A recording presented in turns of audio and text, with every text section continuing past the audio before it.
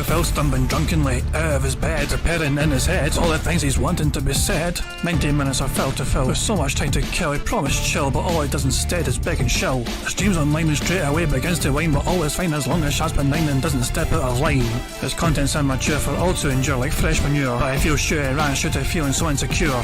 The money earned from yesterday was withdrawn and long gone, as Phil's spending impulse is always had to stay on. If supports are also slow and stays so low and fails to grow, you never know, the show may turn into an easy bingo. One ticked off across the board with charge to what because the squad can't be ignored. Just how much DSP makes us feel so bored to help us fight or sleep and try to keep alert to watch a creep who play bingo, but Phil will bitch and why his sheep are also cheap while DSP is chasing green. We're seeing green across the screen as Phil's routine predictability rivals are so machine. It's not in burping, leaning, ban. It matters not if I should find a child's can't see if hours make him feel less of a man. Takes a drink and starts like before lunch and into a big pretending there for bills when truth is there to buy a wrestling JPEG. Talks about his shitty life of college cat and fatty life and all his strife while forgetting that it's done well and they were rife. With drama he will react but isn't act as a fact as he rehearsed to be exact and how he felt he was attacked. She's nearly over and a win is in sight with what to white despite Phil to light that tips were not light. We'll say alright it is okay and now it's time for Phil to play, but first he'll say that tips will help from being off the other day. And with those words we win again. It's never if but always when the game is won. Thanks to that we made it to the very end.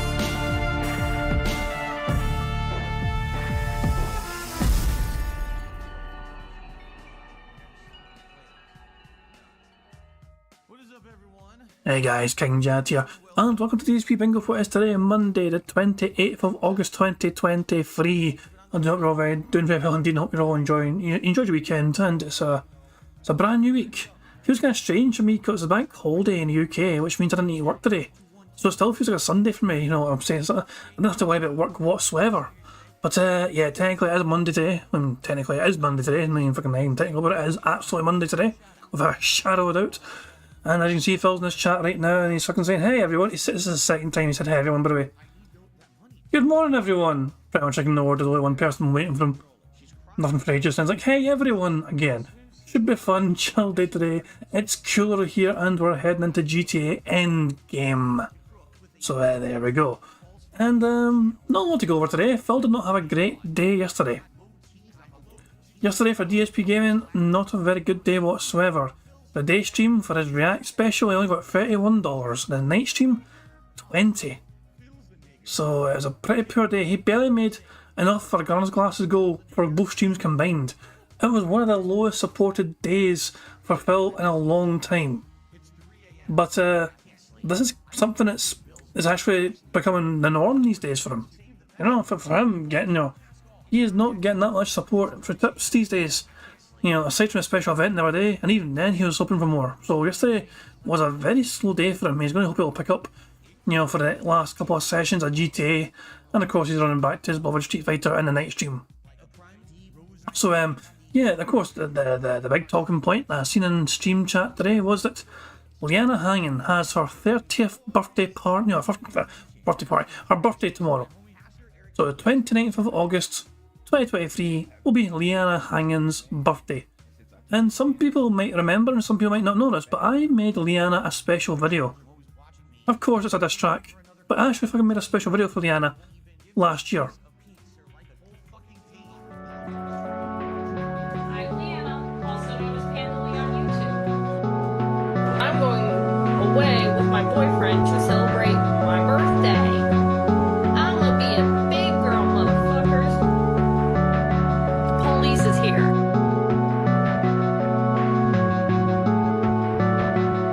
So let me tell the tale about the pig and the panda. And trust me when I say that most of what I say is not slander, as fellas being coy about revealing the whole truth, but debatable on whether she was technically a youth. She had barely turned 18 when Phil allowed her to be seen. King of Fate had found a queen, such an age gap in between. People thought he was her dad whenever they were seen by others. No one ever thought the two of them were actually real lovers. As long as she kept quiet, had some nice features at least. Pretty face and decent body, this was Beauty and the Beast.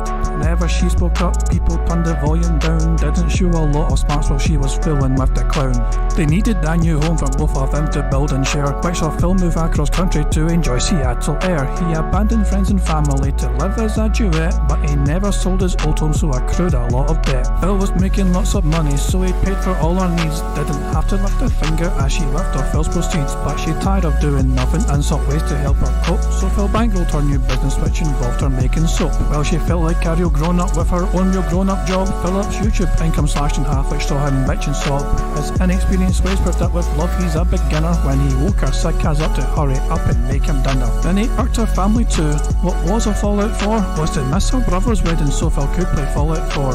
And after both of them were victims due to being swatted, the love was not as strong as warning signs were being spotted. The gravy train was under strain, so Phil felt hard to use his brain. The answer's plain, she must obtain a job or all would be in vain. She kept on making soap while working somewhere at the mall. Well, Philip's YouTube income had become a trickling crawl, but we had to give her credit, she went out and earned some dough. While Leanna was annoying, we were witnessing her grow. Philip took her love for granted, thought she wanted nothing more, but revealed to his own fans she wants a pet cat to adore.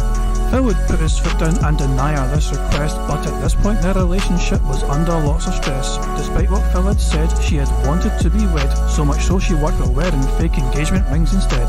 She never got a cat and she never got her ring, went through so much suffering, all because she loved the king. Her eyes were being open to what everyone could see. Her dream groom had done some grooming, stole her from her family. While Leanna had matured, Phil still saw her as his mama, and she finally had enough and packed her bags to cause some drama. Phil claimed this was mutual, but it was clear that he was real and unprepared to live without a mate. His conduct was revealing. He snuck into the DMs of a mentally scarred fan and convinced her to fly west and leave Subaru Man. Phil had learned from times he thought cause Leanna had to leave, got a cat to keep Cat busy hoping she'd be more naive. Then he force-fed her potatoes so she couldn't run away. His own parents got them married to make sure that she would stay. Leanna had escaped and most detractors wished her well. Not a lot escape unscathed from the curse of Phil Burnell. She's better off without. I think she would agree. Her leaving was the worst thing to happen to DSP. While he has his midlife crisis pretending he's in joy, Leanna was the one who dumped a 40-year-old boy. So yeah, I made that like last year or something. I think it's actually not a bad wee tune. It's okay, you know what I mean? I think it chronicles the relationship quite well. You know, it sums up a good few years of them two being together. And yeah. So I made that like fucking May 2022. I made that fucking tune. So yeah, that's my. I guess that's like last year's present for Leanna. But who knows if she's ever seen that or not? Who knows? I don't think she'd be a fan of it because I wasn't exactly that kind to her. You know what I mean? Like yeah, I said that she was annoying to listen to, whatever. But I mean, as far as I'm concerned, I was not dishonest whatsoever in that whole video. Most detractors do wish Leanna all the best. I know some of them have tried to get in touch with her, but Leanna just shut it all down. Personally, she's moved on, she escaped from Phil, and she's trying to just enjoy her life, I guess, you know, so fair play. That's the way I've always seen that anyway. I find it funny though, how desperate Phil is to avoid mentioning Leanna. I typed in Leanna into Bingo, and he's in these like new videos with old results. A Q&A video from Charlie, and you can see the fucking love seat in the background. The last time Phil mentioned Leanna was during DSP Reacts, because it came up when I was watching Down the Rabbit Hole. And at first, he didn't even mention her by name. It came up on Down the Rabbit Hole, and Phil just kind of mentioned her as my ex. But finally, in 10 minutes into this part of the video, Phil was forced to say her name. And didn't like Leanna too. It was Phil saying Leanna. That point there in time, when Phil said Leanna right there, was the last time that Phil has actually uttered her name. And this video was made. I don't know if I can see the whole playlist, fuck off. And didn't like Shush. Leanna too. There you go. But 15th of May. Well, technically the 14th I won't it, because this video was uploaded after midnight, so yeah. The 14th of May 2022 was the last time that Phil Burnell even bothered to mention her name. So yeah, but you can fucking compare that to Rambo. How often has Rambo been fucking mentioned since May, I wonder, of 2022? Several dozens of fucking times, I imagine. No problem fucking mentioning Rambo, but Leanna, though that's a fucking dead name in the Burnell household, the Snortfort will not allow for such fucking things. And oh yeah, one more wee thing. Remember Phil Burnell randomly said yesterday about how he fucking would love to find this picture. It was a joke of me fucking being president, whatever, you know what I mean? It was a great wee fucking picture and all shit. And the Macho Man Dash Fire, the real Dash Fire 1 on Twitter, said, so Phil was talking about his president pick from years ago but can't find it. I wonder why you won't show it, Phil. And Phil's own description from him sending this out on his Instagram was him saying, it's official. In 4 years' time, we need a YouTuber in the White House. Make America hate again. Hashtag DSP4Prez. Hashtag King of Hate. So I wonder why Phil's desperate not to fucking show his picture again. Probably because of his dumbass comments emphasising his own King of Hate mantra. So yeah, there we go. So Phil's now using the restroom to fucking clean his hands, sucking everything. Of course, we've got otters as well. Well, we did. They've fucked off out of view. But there's one there. Alright. And there's another one right down the corner. Fantastic. We have otters to stand by should we need them. Let's get the bingo card sorted for today.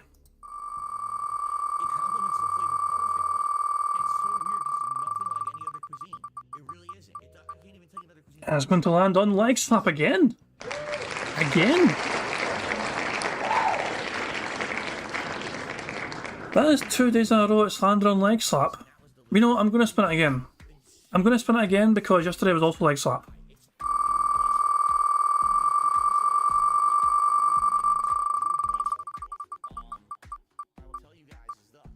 Arm flail. That was kind of recent, but at least it wasn't fucking a day ago, so yeah. We'll sell for arm flail. So, I need a number between 1 and 194. The very first number in chat I see what I use for today's bingo card shenanigans, and the first number I saw was from Warren, who said 65.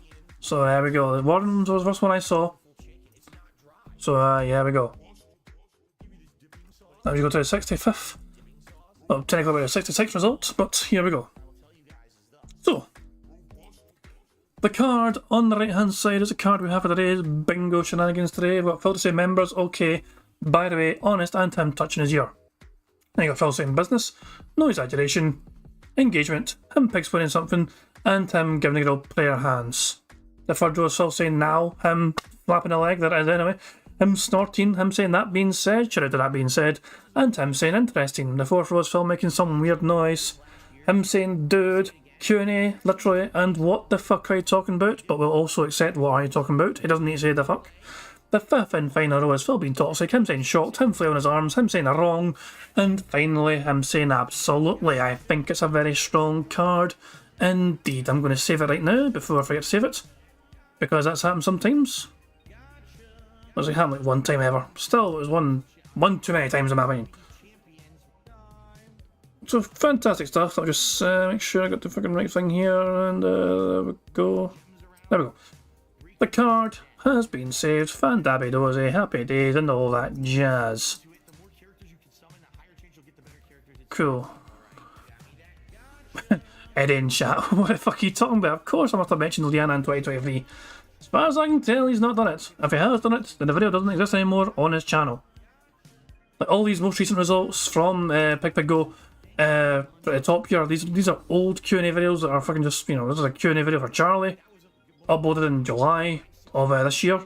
But you can tell, I mean, look at the fucking background, the fucking love seat's still there for God's sake. And he's wearing a fucking ridiculous blown-up beanie as well, so yeah, it's so yeah, you can tell these are older videos for sure. When he's fucking making these like personal Q&A videos. But yeah, that's the card save, so I can close that, and I can close that. Fantastic stuff indeed. Phil's still awake, cleaning his hands, fantastic. That gives us time to get the game all set up for bingo, and briefly go through some of the ways we can get free spaces for the card as well. So, for the bingo card you're about to see on the screen in front of you, there's a variety of ways for us to get free spaces for this bingo card right here. First of all, if Phil snorts 20 times or burps 10 times before he starts recording for gameplay for YouTube, that will give us a free space. If Phil gets 100 likes and blows bubbles for his audience before he starts recording for gameplay for YouTube, that too will give us a free space. If we get 100 likes on this very bingo stream here before I finish playing bingo, not only will that also give us a free space, but you guys can also enjoy the bubbles animation that Pixar Animations so very kindly made for us all to enjoy for celebrating 100 likes.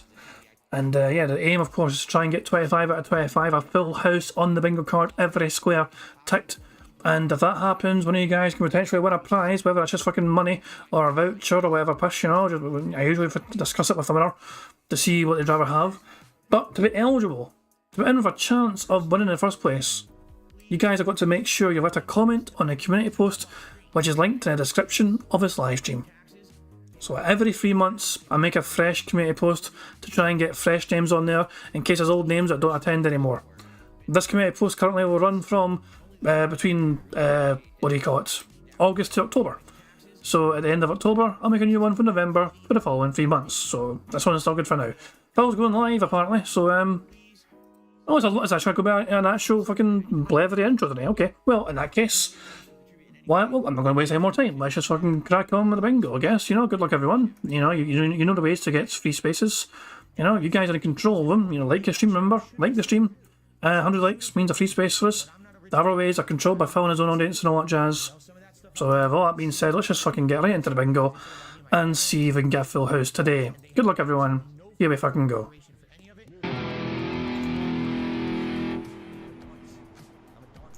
Happy Monday, everyone. On today's show, we've got some interesting information and possible leaks regarding the big Friday release of Starfield coming up later in the week. In addition, today, I want to talk statistics, both in life in general, video games, and more. All this and more topics as well on today's Level 1 podcast. That was extremely fucking vague and ambiguous. But Phil said interesting. I'm pretty sure Phil said interesting, so we can tick off interesting. So yeah, at least we got fucking something to tick off a fucking board straight away. Ready for that. But that's a fucking shite intro. But anyway, we'll just fucking get cracking on it, you know. I'm gonna go 1.25 speed immediately. Because I fucking can. Let's just crack on with things. Good luck everyone. Here we fucking go. Good morning. How's everyone doing? Welcome to a fun full week of gameplay streaming starting today. I know that this weekend we actually had quite a lot of Say hello, Jasper. I know we had quite a lot of reacting content with my 15th anniversary marathon and then yesterday the DSP versus the Internet weekly clip show. As of today, we are heading back into normalcy when it comes to the amount of gaming content that I will be putting out. So prepare your butts for non-stop gaming fun here on the channel, of course, outside of the podcast, which we do every single morning. Today is August 28th, 2023. We're in the home stretch of the summer. Before you know it, it will be autumn, and things will be getting cooler, leaves will be falling, people will be drinking pumpkin spice everything, and, you know, Halloween. Even though it's only going to be September, Halloween, because that's just how it is. People want to rush into the holidays, right? And I'm ready. I am fully ready today.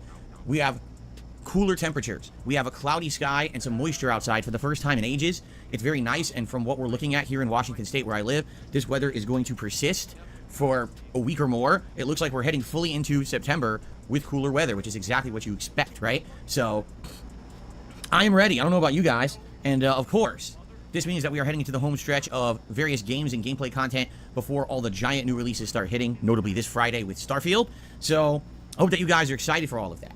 On today's show, what I'd like to do is briefly recap what we've been up to recently, talk a little bit, obviously, about the schedule coming up this week. I want to talk about Starfield because there's been some interesting developments going on right now. The game fully leaking. Duh, like we didn't know that was going to happen. But someone actually trying to illegally sell the game and getting arrested for it, which is great that something like this is finally happening. People are being held accountable. In addition to that, just information about the game leaking a bit. And don't worry, because when we have that segment, I will actually kind of label it as minor spoilers. It will not be any story spoilers or anything major, because I don't want to spoil myself on the game either. But some interesting information has gotten out that I'd like to discuss here on today's stream, because some people might actually have issue with it or want to have an open discussion about it. I'm curious to hear your thoughts on it. Jasper, could you please not chew that wire? That's my headphone wire. Thank you. And we're going to talk about that. Now, in addition, all right, one thing that I would like to talk about today is statistics. And notably, the reason that this topic is coming up is because yesterday on my React show, DSP versus the Internet, which airs over on my sister channel, DSP Reacts, here on YouTube, there was a video that we watched that discussed improbable statistics, okay? So, for example, what's the probability that this would actually happen to you, okay? And as we were watching the video, I was pretty critical about it, all right? And some people were like, man, it's just statistics is not very interesting. Other people were like, well, you're kind of being too hard on the video. The person who actually had nominated the video contacted me to explain a little bit more about it. And I think what I'd like to do in general is have a discussion about statistics today. Now, don't worry, it's not going to be boring because I'm going to apply it to things that we talk about all the time. For example, whenever a game publisher references sales numbers for their game, are you aware that they are citing a generalized number without any context? For example, they very well could be including data that normally is something you wouldn't even consider a game sale, but they count it. And so when you hear those numbers, that this is the best-selling game of this year, this is the best-selling game on Steam, this is the best-selling game ever for this console, what you don't realize is that a lot of the time that is all PR nonsense. So I'd like to talk a little bit about that today, okay? All right, so we're going to have an interesting and fun podcast today. Keep in mind that later on, after the podcast ends, we've got a nice, hearty gameplay stream of Grand Theft Auto 5, the anniversary run, slated for this stream, as we head into the end game. Now, my original playthrough of GTA 5, 10 years ago, was around 33 hours long, okay? As of today, my playthrough of Grand Theft Auto 5 is 32 hours long. So does that mean that we're beating the game today? No. Because you got to remember various different things about my style of content creation 10 years ago versus today. First of all, 10 years ago, it was just me playing the game. There was no live stream interaction whatsoever. So there was no discussion. There was no input. It was just streamlined, okay? So I was a lot of times rushing through games and completely skipping entire segments of content, or simply put, playing it for myself rather than playing it for an audience. I know for a fact during this playthrough, we have done many things that we never did in the original run. Trevor's delivery missions, Franklin's drug running missions, and other various things. You know, we completely skipped all of those. And that's added hours of gameplay into this playthrough for sure. From what the game is saying, we are at 54 out of 69 story missions. However, I don't really remember the ending missions and how long they take.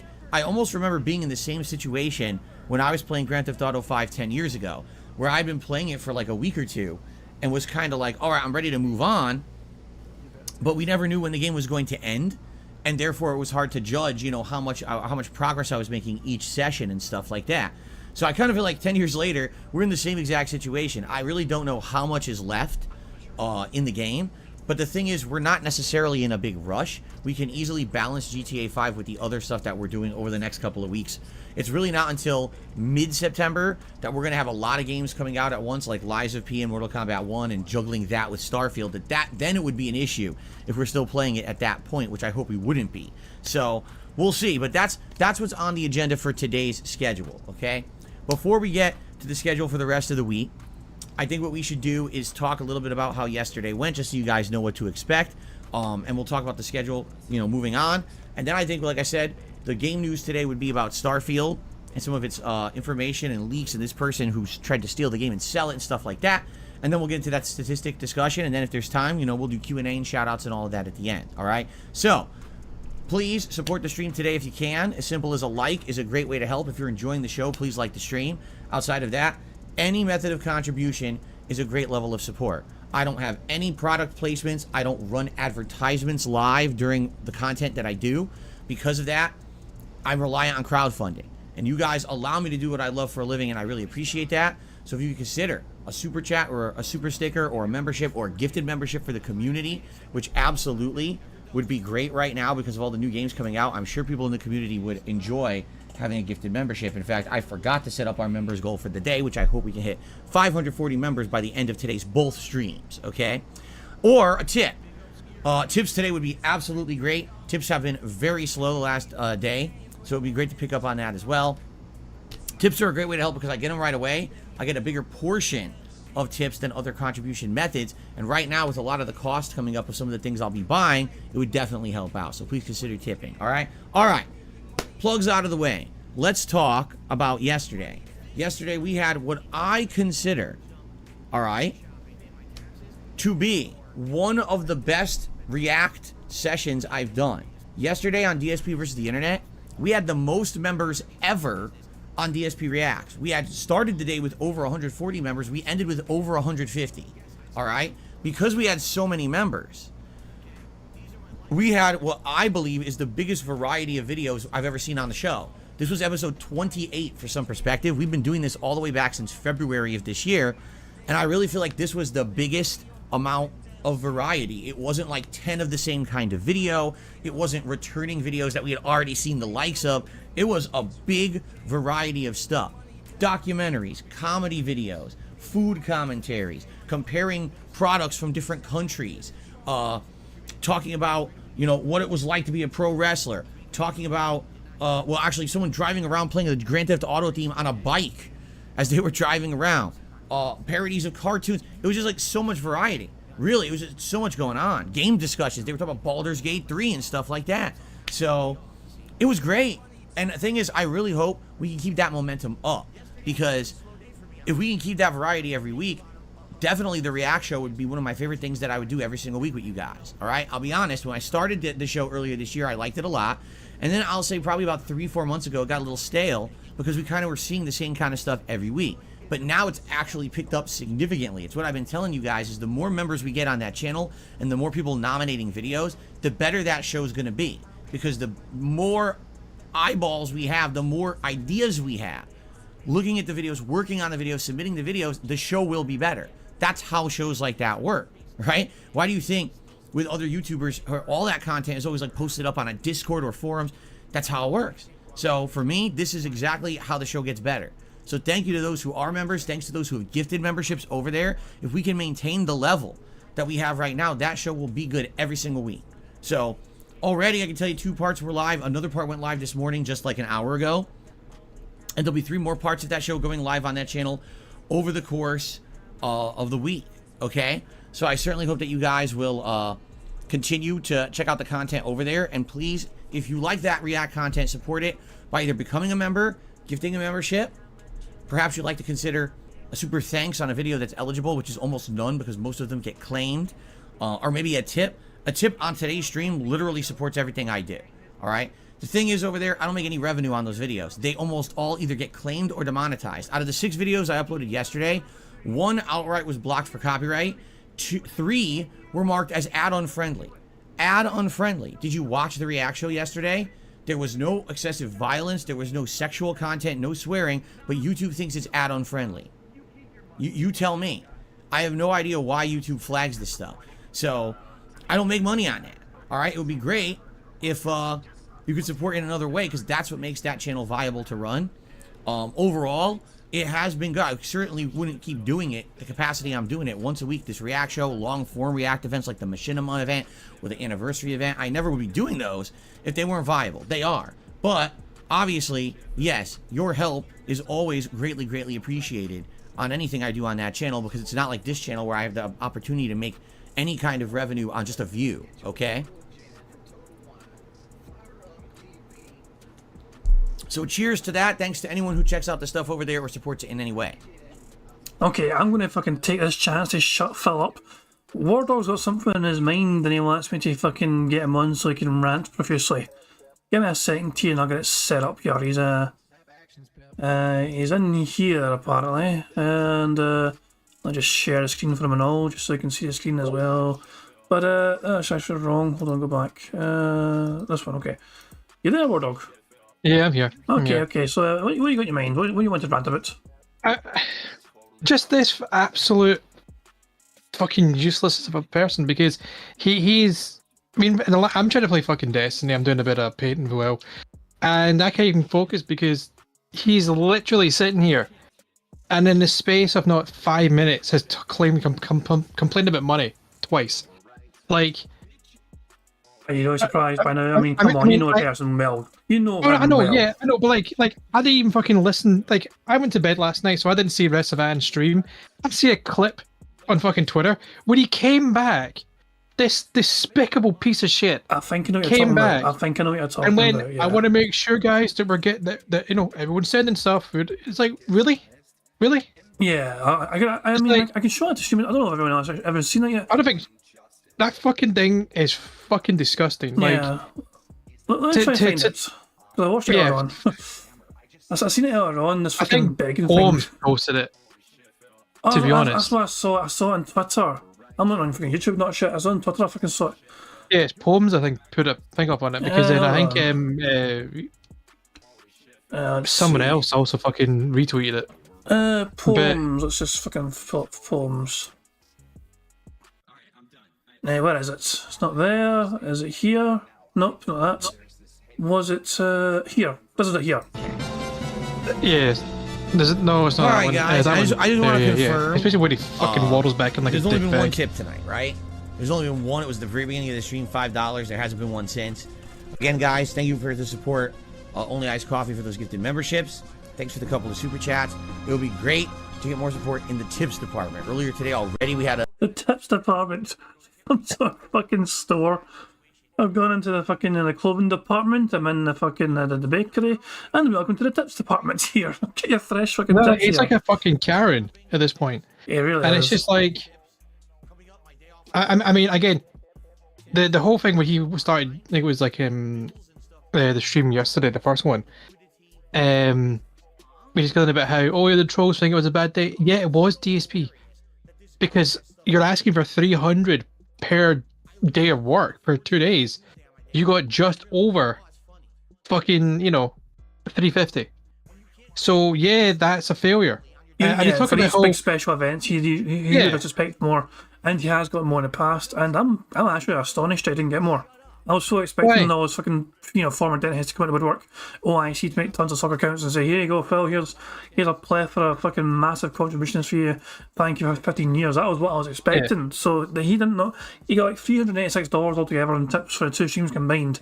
For one big marathon combined, which, as you said, is kind of like two good streams in a day. Kind of like that.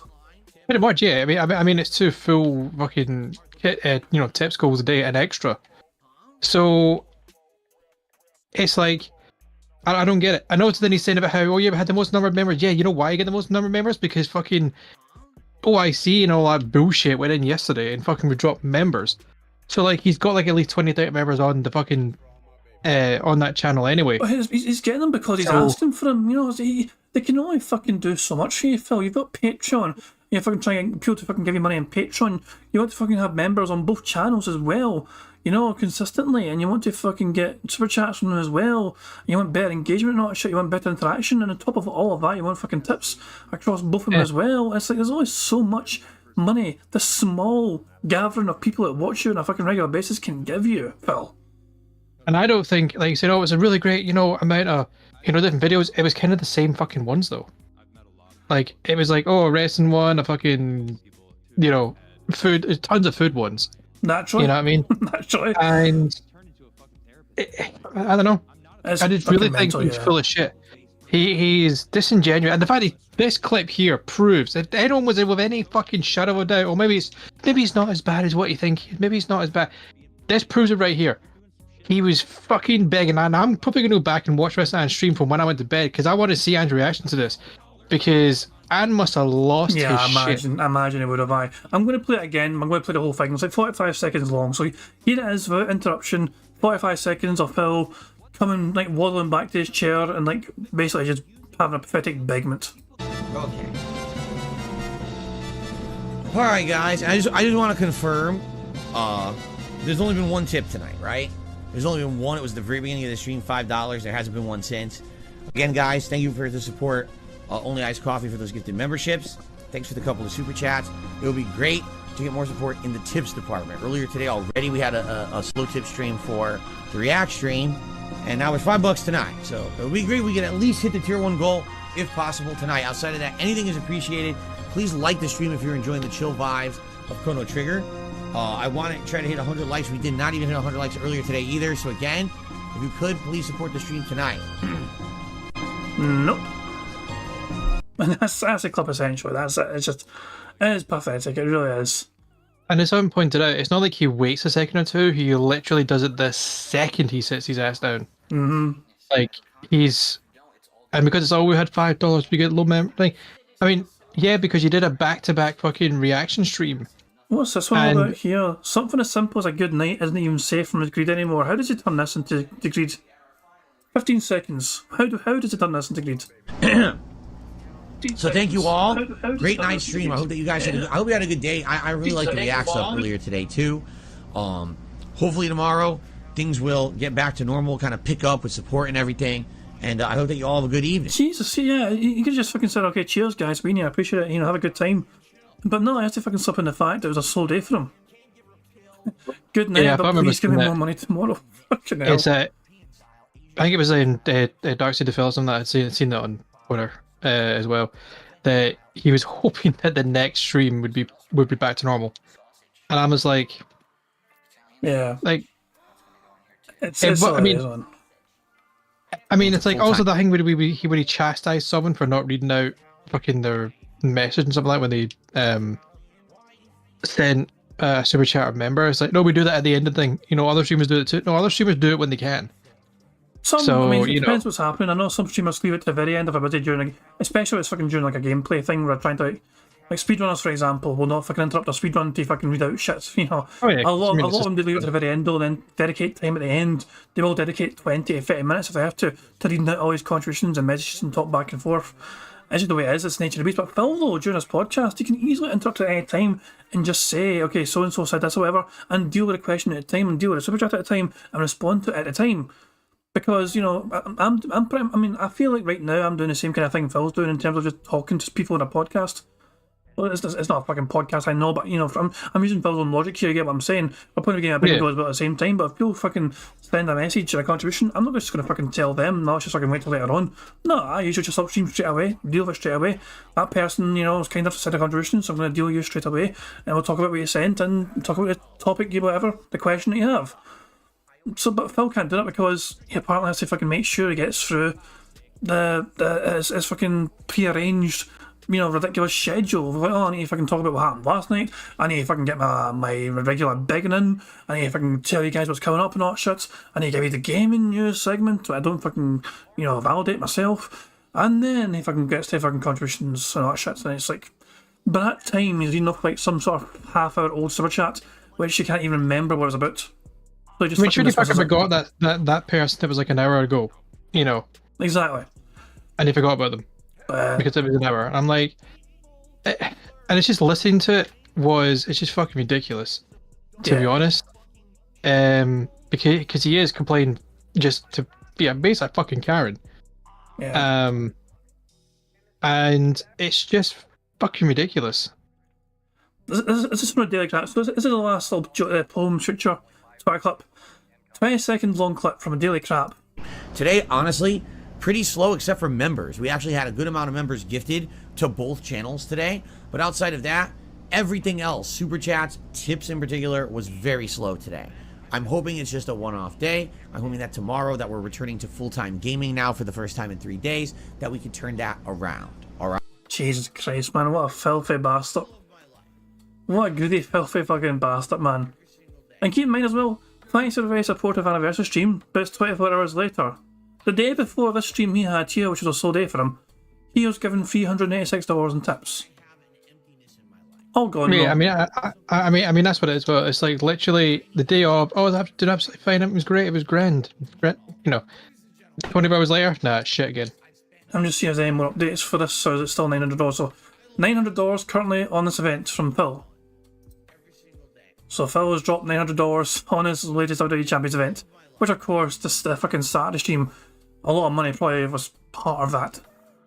So no wonder he's fucking begging desperate today, for fuck's sake, Phil. I mean, I don't know how much he got yesterday, or like last night. $51 altogether. $31 a day stream, $20 a night stream, combined $51 for the entire day in tips, which is one of the worst returns he's ever had. Yeah, because he had $5 when he did that little bag segment. I mean, so some must have felt sorry for him, dropped some money in. He's had bad days, but I don't think he's ever had a full streaming day where he's only been given that much. This was one stream here. He had one stream here. The next stream he took off for some sort of fucking Patreon video making, I think, and it only made $51 during the fucking day. But he was basically fucking earning his money because he didn't even paid for this stuff here. This night stream shit, which he cancelled. He was doing a fucking night stream anyway for Patreon videos, which is $50 per video, I think. So this is like $200 worth of work he was doing here for a night stream. But nah, $51 for a full day of gaming is bad news for DSP. Yeah, he's never had anything that bad before, I think. The thing is, it's a pattern all these days, because look at this. a double red stream last night. 2 days ago, we had fucking forum combined. GTA. One of the last times Phil played GTA 5, $43. Street Fighter was only $55, $39 for DSP Reacts for the fucking previous time, and $14 for Chrono. Nobody likes Chrono Trigger. Clearly, nobody is enjoying Chrono Trigger. Phil got like a couple of good streams before because of Wales. $100 tip for this Chrono Trigger stream, $100 tip for that Chrono Trigger stream. But when no whales turn up, I'm pretty sure that $100 tip was Dan the Man or some fucking thing. exactly, it's just what it was, you know. So it's clear to me that pretty much everyone is not a fan of Chrono Trigger, but the whales turn up and just fucking give them money, and it's like, Phil, I fucking watched your fucking Heavy Rain playthrough back in 2002 or some pish. I don't know. It's just ridiculous, it really is. Anyway, I'm not surprised that Phil is acting desperate to try and encourage support, especially when it comes to, you know, the immediate support, you know, inside of tips and all that shit. But it surprises no one else. He's not as popular as he fucking once was. Bear in mind. Well, yeah, I mean, he keeps calling himself the small streamers. Like, you have 200,000 people like on your DSP game, and why? That's not small. Yeah. And yet you have other people like fucking Aquatio, yourself, Peace, Shenko, Proper, and all pulling more numbers than he can on any of his streams. And they've got like a fraction of his subs, of his subscribers. It's fucking well, mental. It's it really clearly the is. streamer. It's clearly the person. It is mind blowing. It really is, because, I mean, let me search Eddie B43's channel. I'm fucking searching his channel now because he has a good DSP video from back in the day of Phil complaining about metrics and numbers. I like coming back to it now and again. This one here. This classic blast in the past here. Pokemon Moonstream outro. Viewership ranting. Bullshit, it's not my commentary. Now, listen for the numbers that Phil's complaining about. Listen, hear exactly why he's upset about these current numbers. Very nice. Okay, everyone. Well, now I hope you had fun. Being that I knew people were enjoying the playthrough, I decided to go a little extra long today. As you saw, I went a whole extra hour on stream, which I hope you appreciate. Quite honestly, let me take a look, because I have not looked at stream numbers all day. My God, the stream numbers were terrible. Wow, what happened? We never even... Hold on. I'm actually trying to go back here. Did we ever even get close to 400? We did. 400. Did it even get close to 400? And he's complaining about that. Let's look at him right now. 368 people are watching him. This is the new norm for him. 300 to 400 people watching this fucking podcast is a new norm for him, and then he fully expects people to fuck off when the gameplay starts. He's going to lose 100 members or whatever, 100 viewers or whatever. So for the gameplay side of things, he's looking to fucking get 200 to 300 fucking people watching his shitty gameplay. That is a new norm for him, but here, when was this? DSP had a rant when he realised he couldn't get 400 viewers for his second stream of Pokemon Moon, especially extended an hour, as he claimed he was having so much fun with voice acting. This video was uploaded on November 2016. So, a good few years ago. Yeah, so like 7 years ago, you know. Yeah, and he's complaining about not having 400 fucking numbers in his chat, you know. We didn't even hit 400 people watching. Just for the sake of fucking nostalgia, let's hear the rest of the fucking rant. Did we? At least from what I can see, I can't see the entire length of the stream, but from what I can see, which is back till around like 3 p.m., it looks like we barely even had 300 on stream. Here it comes, wow. here it comes, here it comes. I don't know what's going on. Listen, here's the bottom line, and I'm tired of it now. No more excuses, all right? Because the bottom line is people are like, Phil's not engaged in his commentary, and Phil's commentary is boring, and that's why people don't want to watch the playthroughs of the streams. Bullshit. I'm loving this game. I'm voice acting. I'm engaged. I'm commentating on everything that's going on actively. Bullshit. I call massive bullshit on any idiot who says that about either the Watch Dogs 2, which I've been playing recently and really liking, or Pokemon. It's bullshit. I call complete and utter bullshit on anyone who's saying that I'm not engaged and I sound like I'm bored. I'm not. So I've had enough excuses. It just seems to me like people are fucking lazy and don't want to come out to the stream. That is. I don't even know what else. That is. People are fucking lazy and don't want to come onto my streams. So that's the entire context. And, you know, Phil's also fucking bitching and whining about all these things are taken out of context. No, that was clipped from the very... So from him ending the stream. He ended his Pokemon stream, and he immediately went to some sort of fucking rant about the fucking metrics and engagement levels of said stream. And he turned it into a rant against people being too fucking lazy. He'd turn up to watch his fucking shite gameplay. That's the whole context right fucking there, Phil. So, and also there's more to it. So I'm talking about outros like 4 minutes long, almost 5 minutes long. But that's the best part right there. That part right there, Phil fucking just calling people lazy for not turning up to his fucking streams. I don't think. Sorry, on you go. And the worst thing is, like, we're talking about the Chrono Trigger stream, and hasn't played like Chrono Trigger in like 2 of the streams that he's restreamed. He hasn't played them. That's how fucking yeah. So basically, Anne got to a point, right, and waited for DSP. Oh, he's waiting for DSP to catch up. Yeah, he's taken 2 fucking streams and he still hasn't caught up to Anne. And Jesus, man. He's not caught up yet. And I mean, I don't know if that changed yesterday when I left, but when I was there, Anne was saying he hadn't caught up yet. And he's so fucking slow. Jesus Christ, man. So Anne hasn't played it in like fucking two streams. Now, it's fucking ridiculous. You'd think Phil would fucking be competitive as well. Phil loves a race war. You'd think he'd love being fucking trying to catch up. Again, who knows? And the whole thing about him saying about how my GTA is like going so much slower because I'm doing all this stuff and I'm more interactive. Bullshit.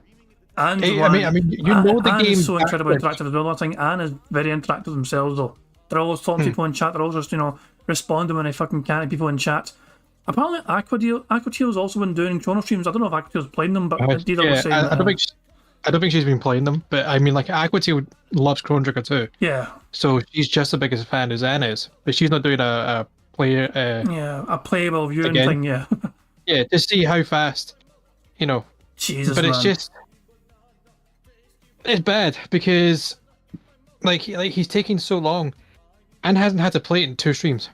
It's fucking crazy, man.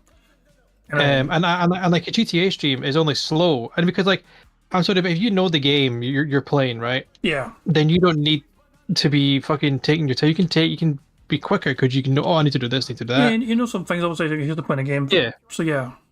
Yeah. Why is he slower? Fuck knows. Maybe he's I don't know. Fuck knows. Maybe his memory's not as fucking good as they fucking used to be. So he's forgotten He said about how he's doing all these other fucking side stuff with Trevor and shit. I'm like, yeah, but that won't matter. Like, some of the stuff isn't quick. I mean, isn't that long? So it shouldn't be. It's crazy. Yeah, he's wasting so much time on these question mark. He doesn't need to bother with question mark missions. These are side missions. They're literally side missions. Yeah. Yeah, Eddie, it is 100% that he tried to guide. There's no way, that you can't. That there was a bit of hard return to bridge. Yeah, talking about because he walked away and then because usually you would do is if you haven't played in a while you would walk away and then come back, but he just instantly tosses the thing. So it's a guarantee he's read a guide. Man. Anyway, I'm gonna try to call him on a bingo here. I'm gonna bounce out. So anyways. It was just fucking pissed me off listening to him. To be honest. Yeah, I mean it's one of those things where it's great to hear it. You know what I mean? It's fucking like we expect to hear it. We're used to hearing it, but at the same time, it's like give it a fucking rest, Phil. He's like, man. I mean, he just got given almost $400 in one day before for doing nothing. He sat in his arse, ate some shit food, watched the fucking content his members curated for him. His members picked off the fucking videos for him to react to, and he did nothing of real value or note apart from just sit there and talk to his audience about this is how I became a YouTuber, which is a never usually a fucking exciting story anyway for most fucking YouTubers. And it's like, yeah, it's just. No, for fuck's sake, it's crazy, man. It really gets old very fast. I said it once, I said it again. I cannot wait for my fucking holiday to come. I'm like less than 2 weeks away from my holiday. It'll be great to get a break from DSP for a whole week. I mean, you don't have any factor of 5,000, so you're going to burn like a motherfucker. I might actually do, yeah. I'm going to fucking have to look out for that, apparently. And mosquito stuff as well. Apparently, mosquito repellent is a fucking thing you need as well. What I've been going, which is fucking. Greece? Yeah, I was surprised at that as well, yeah. But there you go, it is what it is. But yeah. It's going to be hot apparently, so I'm going to be. I'll be pale blue, but not for long. I'll say like within 5 minutes of landing, I'll probably be fucking burnt to a crisp already. But yeah, holiday candy comes soon enough.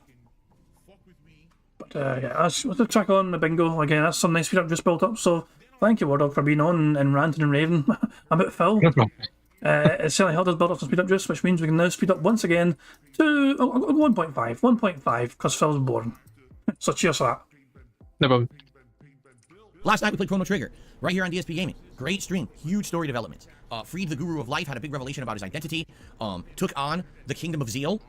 Huge boss fights, giant dungeons, big repercussions for the timeline, and we ended the stream at a really cool part. I won't spoil for those of you who have never played Chrono Trigger before, but something really cool is about to happen in the game. One of the best parts of the game, in my opinion, and I can't wait to play it again on Tuesday night and pick up where we left off. So that was great, chill fun, and again, to anyone who attended that stream last night, thank you as well. What I will say is this. Overall, yesterday, it was a great day for members. There was a bunch of gifted memberships on DSP Gaming, which was amazing. Outside of that, though, it was a pretty dead day for support. Now, Saturday was an amazing day for support. It was my anniversary event. So I'm certainly not going to sit here and complain. I'm just saying I hope it evens out. Today, we're back to business, full-time gaming. GTA 5 has been a favorite of the viewers. Street Fighter has been a mainstay since June that people have enjoyed. I hope that you'll consider supporting the channel and the streams today. Again, in any way that you can, as simple as a like or anything going above and beyond, greatly appreciated. And it would be great to have a solid day, particularly maybe hitting some tip goals today would be great because we didn't hit any yesterday, okay? Fair enough. What are we doing today? We already mentioned we're continuing on with Grand Theft Auto 5. Mostly just story-based content is left in the game, although I think there are just a few little side missions left here or there, strangers and freaks and stuff. I don't think we're going to be doing them all. We're probably not going to do the Epsilon missions because I don't feel like running around finding cars. I don't have a strategy guide in front of me to do it, and quite frankly, I don't think it's going to be too fun for you guys to be watching me do that. You're going to probably be bored, right? So we're just going to continue on with the story. If there is a few odds and ends and things that open up in the map, I will do them. But we'll see, what we come across today and try to make as good progress as we can. On a late stream tonight, 6:45 p.m. Pacific time, it is the continuation of my ranked climb in Street Fighter 6. Tonight it'll be Blanca's turn. Now, last time around when I played with Blanca, I made good progress, but I was having tons of issues with inputs. I just seriously kept dropping combos. And I couldn't explain it because as soon as I went offline and went to training mode, I didn't drop combos. It was only as I played online that I was dropping the combos, which begs the question. When I play this game at late nights streams, are the connections worse?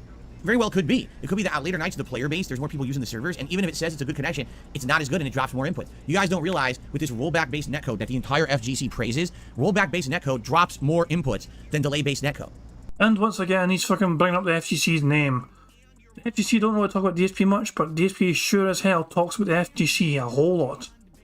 It does. It has less overall delay, but it has more drop inputs. So if you're in the middle of doing something critical and important, and you drop one input, and now you lose, it's frustrating. And that happened to me a lot last time that I played with Blanca last week. Obviously, I'm hoping that won't happen tonight, but there's no way to tell what's going to happen. I did watch some more Blanca videos last night, and I'm going to try a couple more strategies. What it was last time, I couldn't do my Blanca-Tron combos in the corner, and then after rewatching some videos, I realized, oh, it's because I was trying to do this one thing, and it's this other thing that makes it a little easier. I found a little bit of tweaks to my gameplay that I could possibly do to mix people up and or be more safe with my inputs, maybe not as risky as the things I was trying to do last time. By the way, guess who reached master level in Street Fighter 6? LTG. LTG bragged on Twitter about reaching master level. So, technically speaking, LTG became master before Phil did again. Like, Phil was hyping up and all that shit, saying that he's fucking got, master with Blanca, whatever, and Xbox, whatever, and he's convinced he's fucking be master again so quickly on PlayStation. But in between Phil fucking trying to flex on LTG before, LTG has now kind of surpassed him and has fucking achieved master rank himself, whereas Phil is fucking struggling in low diamond. So we'll see. We'll see how it goes tonight. I'm hoping for better progress. I basically am at 3-star diamond. Of course, the goal is to get to master. With 2 hours of gameplay tonight, perhaps we can get to 4-star diamond. I don't know. We'll find out. I thought that's what was going to happen with my Honda. Last time I played with him, I thought, I'll go right from 3-star to 4-star diamond, or 4-star to 5-star diamond. And it didn't happen. It was a lot of losses. And like I said, since I am playing characters who aren't top tier right now, well, E-Honda and Blanca are considered around mid-tier. I don't have the advantages of all these top tier people. And look at the number one ranked player in the world right now is ranked number 1 with Blanca as their main. One of their mains, I should say. But a number 1 ranked Street Fighter player in the entire world has Blanca as one of their mains. The vast majority of people who I'm playing in Diamond, it's all Kens and or other top tiers like Jewelry or DJ or Cammy, and they all play exactly the same safe patterns, the same stuff that quite frankly you can't really beat unless you get lucky. So I gotta play solid, I gotta get lucky, and I gotta play consistent, and when I'm dropping combos like I was last time, that's the opposite of the consistency I need to win.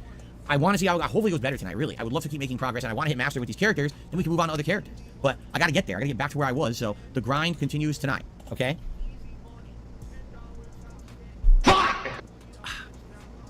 Okay, tomorrow is a continuation of Armored Core 6. For those who were here on Friday, I liked the game a lot, so apparently it sucks. I hate to say it, but that always seems to be the reaction of people on the internet these days. If DSP is liking a game, it must be too easy or it must suck. Shut the fuck up, you fucking clown. No. I was watching Raven play this game earlier on, and he was fucking annoyed as hell playing the game. Like, he managed to fucking adapt his strategy and try and work around the issues or something, like, you know what I mean? And he made progress. But Raven was losing his mind playing the game, you know what I mean? There's definitely moments in this game which will cause people rage and, you know, annoy them. But also, it's not, when that happens though, it's all about how you fucking deal with the problem at hand. So, and what Raven did anyway, from what I saw, was he respected his fucking build to fucking try and counter the boss he was trying to fight. Because currently what he was fucking using wasn't working for him. So he, you know, before trying again, he fucking changed a couple of things about, changed the weapon about here and there, and he eventually got through it, and he managed to beat the fucking boss. That was causing him so much problems and so much anxiety beforehand. But I've not actually heard people say bad things about it. I've seen people get angry playing the game, but I've not seen people say the game's been bad. I've seen people say the game's fucking hard as hell. That's pretty much it.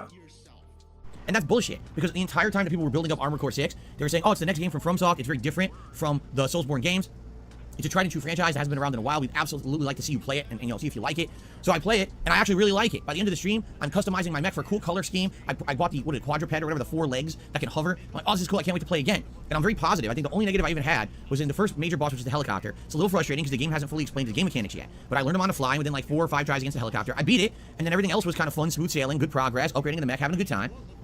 Right? Having tons of fun. So immediately people are like, oh, this is boring. We don't want to see Phil enjoy a game. That's not... I mean, it's quite possible that you're boring, Phil. You've got a game about fucking fighting like robots, essentially. You know, these fucking weaponized, flying, powerful, rocket-shooting robots battling other fucking cool-ass robots. So the concept of the game sounds very fucking fun. But then you fucking throw in your bored ass, with your stale-ass commentary, and your fucking negativity, and your fucking toxicity, and your fucking just you in general, and you ruin every single fucking game you touch. For an audience fucking member, you ruin absolutely fucking everything. Not allowed. We want to see Phil be frustrated and be tortured and have a bad time. So because Phil likes the game, immediately it can't be a good game. And if you take a look, I'm not even kidding you, the views on that playthrough on demand on YouTube are terrible, even compared to any of the games I've played recently. Seriously, like it's pretty much on par with the first few parts of like Chrono Trigger. With the few, you know, every other game that I kind of played recently has done better. And I'm like, wow. So all that buildup, right? And people wanted me to play. I told you guys I was going to skip it, and then someone bought it for me because they wanted me to play it so bad. I play it, and it seems like no one really cares. That's disappointing. I hope that's not the case. I certainly hope that if you guys like that playthrough, you'll come tomorrow. We'll have another fun 3-hour stream. I've heard there are very challenging things coming up, that there is like a really tough boss in the game that all streamers are rage quitting on and not continuing on with the playthrough. So I'm going to continue tomorrow. Maybe we'll get to that boss. I don't know how deep into the game it is, but I just upgraded my mech to a different type, and I'm dying to try it, honestly. I'm actually excited about tomorrow's stream, and I hope you guys, again, will join me and give the game a shot. But to me, it was like, people were, oh my god, it's FromSoft. I start playing it, and the first hour, people are liking it because the helicopter's beating me. And then the moment I defeated the helicopter, it was like, all right, I'm out. See you later. And people left. Like, wait, where are you going? Oh, well, you beat the hard part, so now, you know, we don't want to see you enjoy the game. We're just here to be toxic douchebags. And since you're doing good now, we're out of here. Oh, okay. Like, what the fuck? Jesus fucking Christ, Phil. This is your audience you're talking about. You're talking to your viewers. You're talking to your audience here, and you're treating them like this. Jesus fucking Christ, get a fucking clue, Phil, why don't you?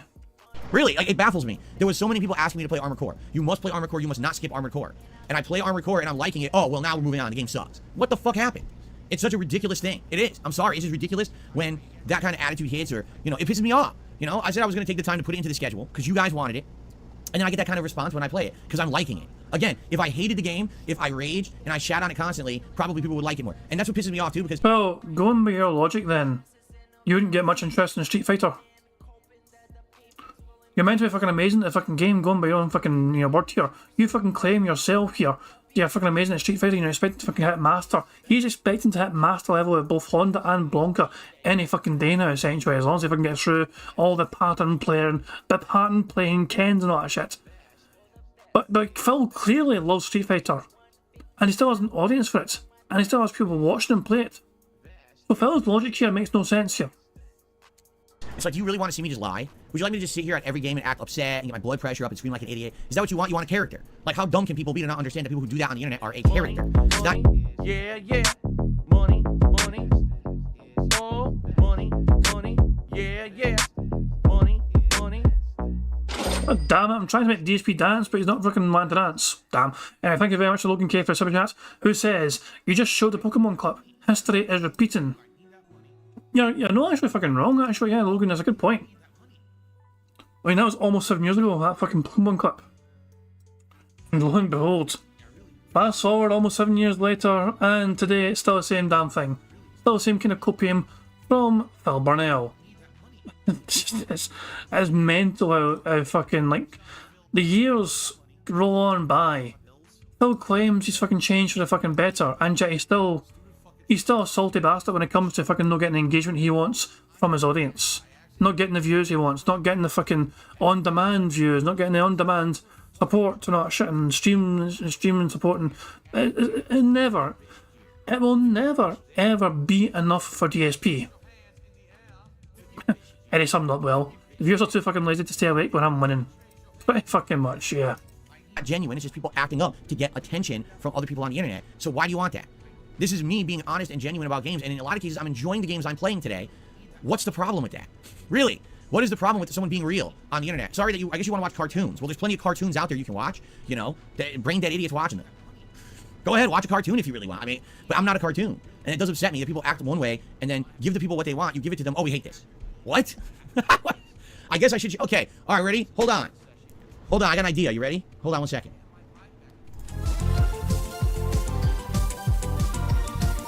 Today on the Level 1 Podcast, we talk about how Armored Core 6 is the most overhyped piece of rotten dog shit, petrified dinosaur turd I've ever played. All this and more on today's show. There, you happy now? Will you tune into the stream tomorrow? You know, it's like, come on. Anyway, I'm just trying to be real with you guys. You know, I'm so far, the first 3 hours, I thought the game was good. You know, the thing is, like most FromSoft games, it doesn't have an elaborate story. It's basically just, okay, you're a mercenary, you're being told to go on these missions. So you do the missions, and there's more little comm chatter about the next mission. There's not much to it. I think really the core of the game is the gameplay and the hook of having a mech that you're constantly upgrading, changing the appearance, changing, you know, attachments, always kind of building it up a little better, a little tweak here, a little tweak there. I'm sure what's going to happen is there's going to be missions in it where you absolutely have to have a certain build, and we haven't approached that yet. But I bet there'll be times when you won't be able to beat it. For example, I was fighting that last boss, the Juggernaut, and it has a full shield at the front. So you have to be able to hit it from behind. Now, I happen to have equipped missiles that were area of effect, so they were hitting it from behind and stunning it. If I didn't have those, I might not have been able to beat the boss. I might have been able to, like, oh shit, I can't hit this thing at all, and I might have had to go back to reconfigure my mech and redo the whole mission so that I could get back to the boss and fight it in a different way. Luckily, I happen to have the right loadout. I feel like we will have times in the playthrough where that will happen, right? So, I'm excited for tomorrow. I hope you'll join me tomorrow for more Armored Core 6, really. I hope it continues to be good and I like it and you guys like it. I hope you'll show up and support and we'll have a good stream together, okay? Tomorrow night, more Chrono Trigger. And we are actually heading into tons of fun stuff with Chrono Trigger tomorrow night.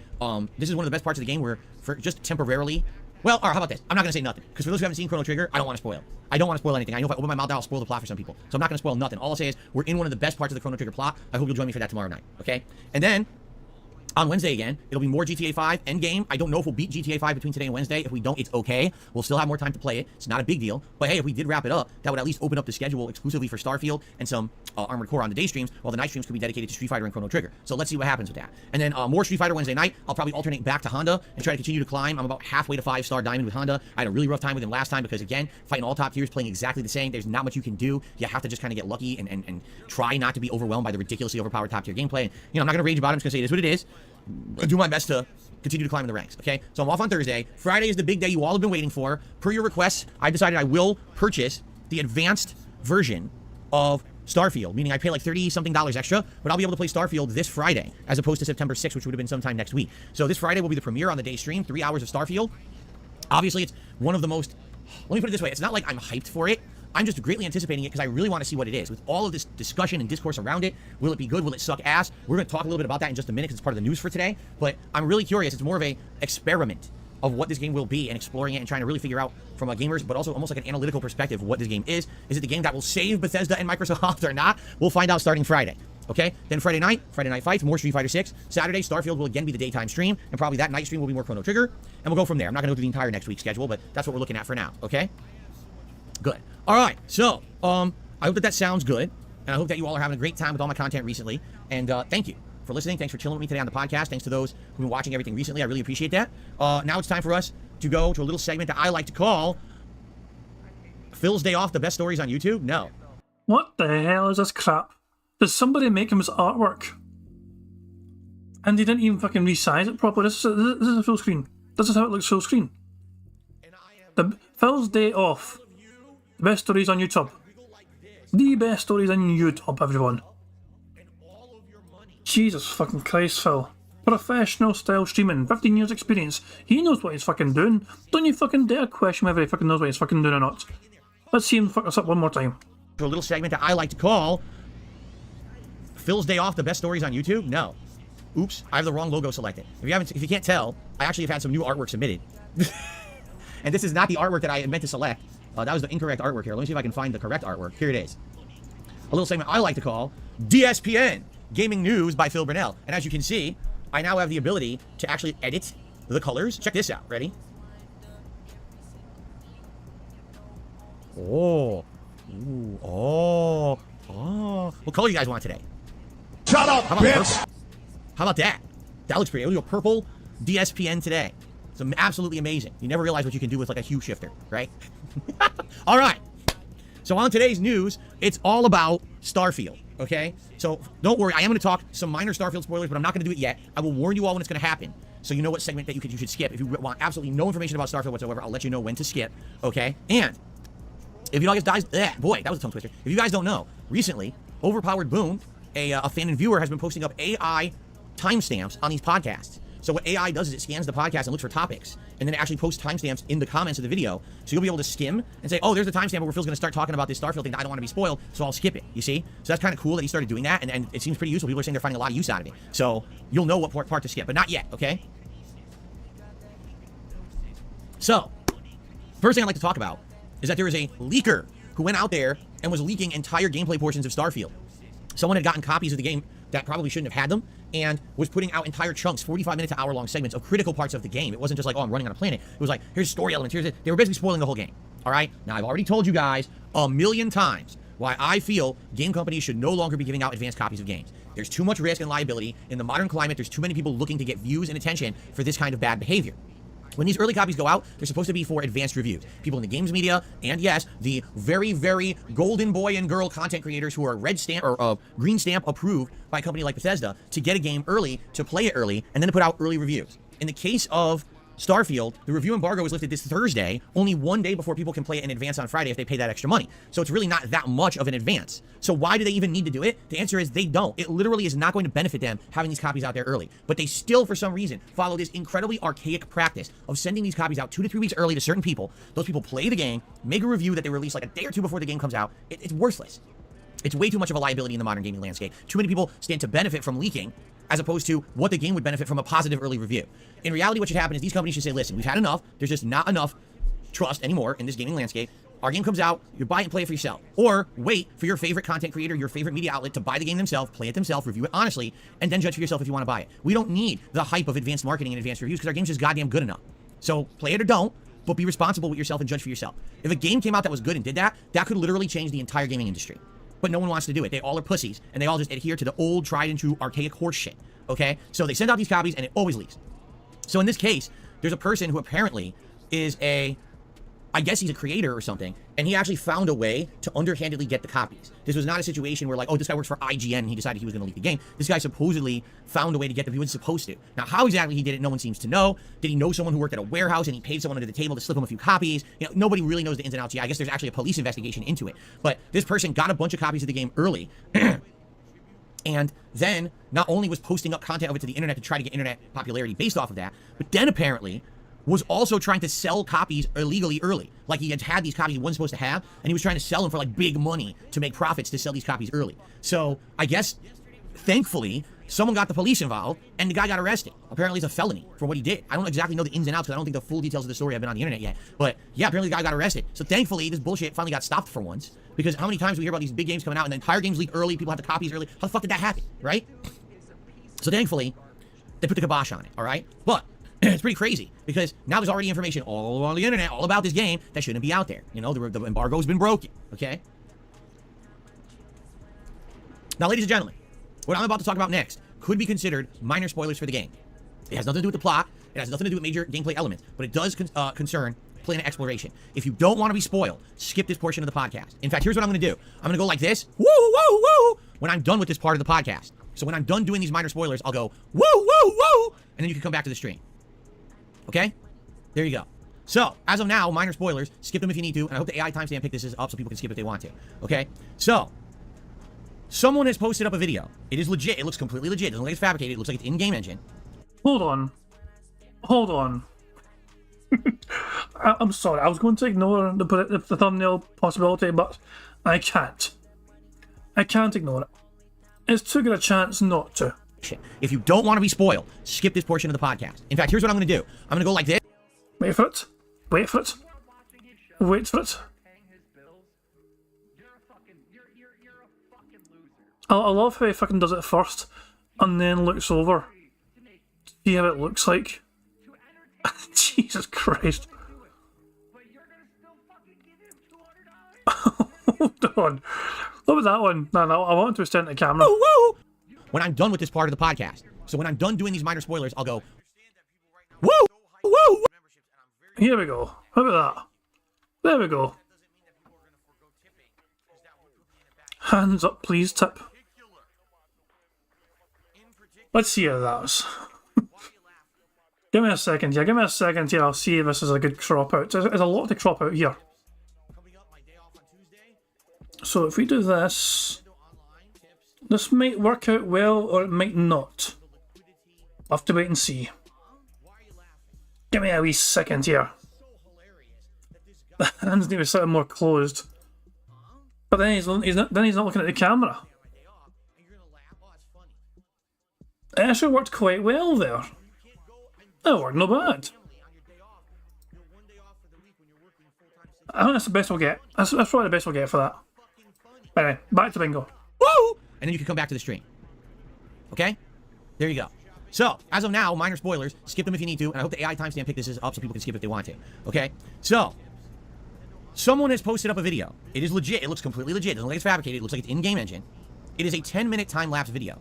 What someone did is they wanted to test the actual confines of space exploration in Starfield. If you remember, okay, when they were advertising this game and promoting it about a month or two ago, this... You know, that's a good point. Toxic Cherry just brings up a very good point. Was that film making a weird noise? Yes, it absolutely was film making a weird noise. That's the first bingo of the game. That is definitely our first bingo of the game because of that. So yeah, it's a great point. Cheers for bringing it up. I really appreciate it. That was definitely film making a weird noise. Many planets, this many will have this many settlements and blah, blah, blah. But what everyone's wondering is to what extent is the actual exploration on any of these given planets. For example, on No Man's Sky, you can land on any planet, and it's a real planet where you can kind of drive across the planet, but sadly, the vast majority of the content in the game was barren at first, so people hated the game. Like, dude, it's a bunch of barren worlds, how is this fun, okay? So people are questioning, in Starfield, if it really has all these planets, what meaningful content? Is it quantity over quality? Is it quality over quantity? Is there a good balance? What's going on? So someone put this theory to the test. They landed on a planet, and they said, I'm literally just going to walk, and I'm going to walk maximum speed in one direction and see what happens. So they turned on their camera, and they started a time lapse, and they walked. And it was full speed running, you know, until the stamina expires, and wait for it to rebuild, run again, stamina expires, rebuild. Didn't fight, didn't go into any settlements, just kept walking, okay? They did this for 10 straight real-life minutes. Not in-game, real-life 10 minutes, okay? That's a lot of time to just be walking in one direction in a video game.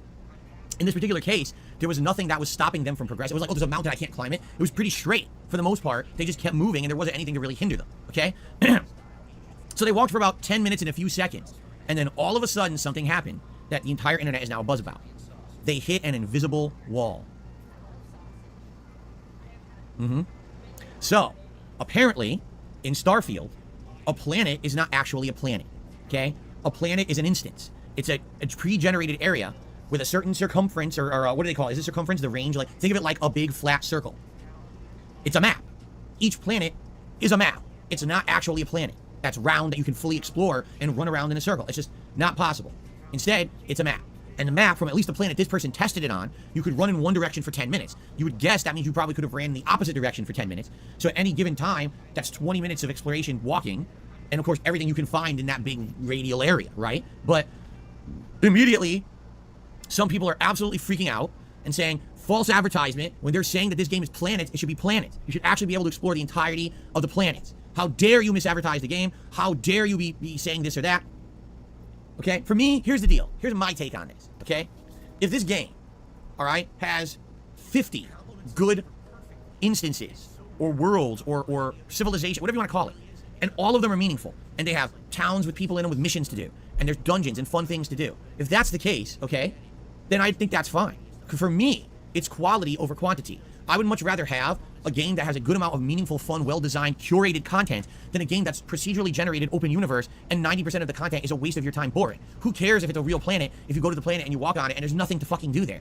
Then you have No Man's Sky. You literally are playing No Man's Sky again, and I don't think anyone wants No Man's Sky to be Starfield or Starfield to be No Man's Sky. We want them to be their own separate entities, okay? One about Eddie's saying here, supposedly you can reland the ship elsewhere on the planet and get another 128 by 128 cell square area. So basically, the area you can explore on any planet depends on where your ship is. Is that essentially it? And it sounds like it, you know, basically it's down to your ship, essentially. It's the way you can explore. So, if this is the case, I'm okay with it, actually, as long as in that 10 minutes you can walk in one direction, there's stuff to do there, all right? But, yeah, if you're landing on these worlds, and the vast majority of these worlds are bad, they're boring, they're empty, they're barren, and they're confined, now you got a problem. And that's what we don't know yet. All we know is that these worlds are not actually planets, they're maps. And I think that's kind of like, doesn't give us enough data to really analyze and say, is that good or bad? It's good if actually their content there is meaningful. Is there meaningful content? We don't know yet. We haven't played it, right? So I guess we'll find out. But certainly for me, this is something that I feel is not a game breaker, being honest. I don't think it's a game changer or a game breaker. For some people it is. There's people online freaking out right now. Like, I can't believe it. They've lied to us all along. They said this was a planet exploration game, and there's literally not an actual planet in it. It's just a bunch of flat maps, and that's bullshit, and we're really upset about it. And you know what? If you want to be upset about it, I get Money, yeah, yeah. Money, money. Oh, money, money. Yeah, yeah. Money, money. Thank you very much to Black Mage for a super chat, who says, it's basically like chunks in Minecraft. Yeah, that's kind of what I was thinking. Although, and yeah, actually Minecraft I think do actually have invisible walls as well, but I think they go a lot further out. But yeah, it does seem like, yeah, so it does seem like it's kind of dependent on where you park your ship essentially to have this be a thing. But yeah, it doesn't seem like a big fucking deal to me. I don't know. actual planet in it. It's just a bunch of flat maps, and that's bullshit, and we're really upset about it. And you know what? If you want to be upset about it, I guess go ahead. This information has come out now. The game's not out yet. You didn't buy it yet. So if this is a game breaker and you need to not buy the game because you feel you've been lied to, well, then go ahead and skip. For me, I don't think this matters. I think that this is nothing. It's like a fart in the wind, not a big deal. But a lot of people will be upset, I think, because they were again, what it is we have a lot of games that have preceded this one, and because of that, you're gonna have preconceived notions. If you play No Man's Sky, then you're expecting this game to have real planets, and it doesn't have those. So that's gonna be a game breaker and an issue for some people. Not for me. Again, I just want meaningful and fun content out of the game. I don't care if it's a real planet or a flat map. Just give me the content that's entertaining, right? So I guess we'll see. But that is that. So now I end the spoiler content. Woo, woo, woo, woo. Come back, everybody. Woo, woo, woo. All right. What the fuck? Okay, but you know, let's just tell Heather it's safe to come back. I'm just typing it now. Heather, you can come back now. There we go.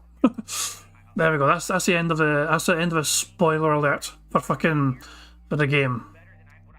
The spoilers are done. If you want to see what I was talking about spoiler-wise, check out that segment that I just did on the show. Hopefully it's timestamped appropriately, and there you go. By the way, I just cannot believe that Master Chief is in Starfield. Oh, dude! Oh my god, I'm so sorry. I didn't mean to say that. I'm kidding. It's not true. I made that up. That's not the spoiler. Anyway. All right, let's continue now. Okay, that's really, like, for game news today, that's really all I've got. There's really nothing else really going on right now in game news. So, you know, next time around, we'll probably talk about something different. Oh, crap, I hit the wrong thing. This is saturation. I want to hit color. I want to have it go back to red for now. There we go. Okay, cool.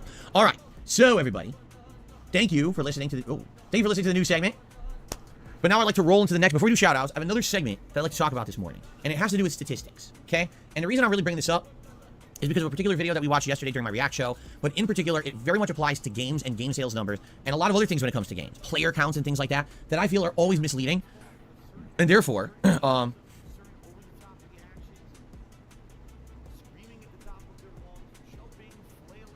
anyway, in this regard, all right, let's just start talking from where this idea came from, okay? Yesterday, I'm on my React show, DSP versus the internet. People submit clips for me to watch and react to. Someone submitted a clip about statistics. And what the statistics were supposed to be was, what are the most unlikely things that could possibly happen to you? And some of the starter statistics were shocking. You have a 1 in 100 chance of having a bad brain tumor. Shit, really? 1 in 100? Shocking. Phil said shocking, which is basically shocked. That's another fucking bingo. Hooray, and all that jazz.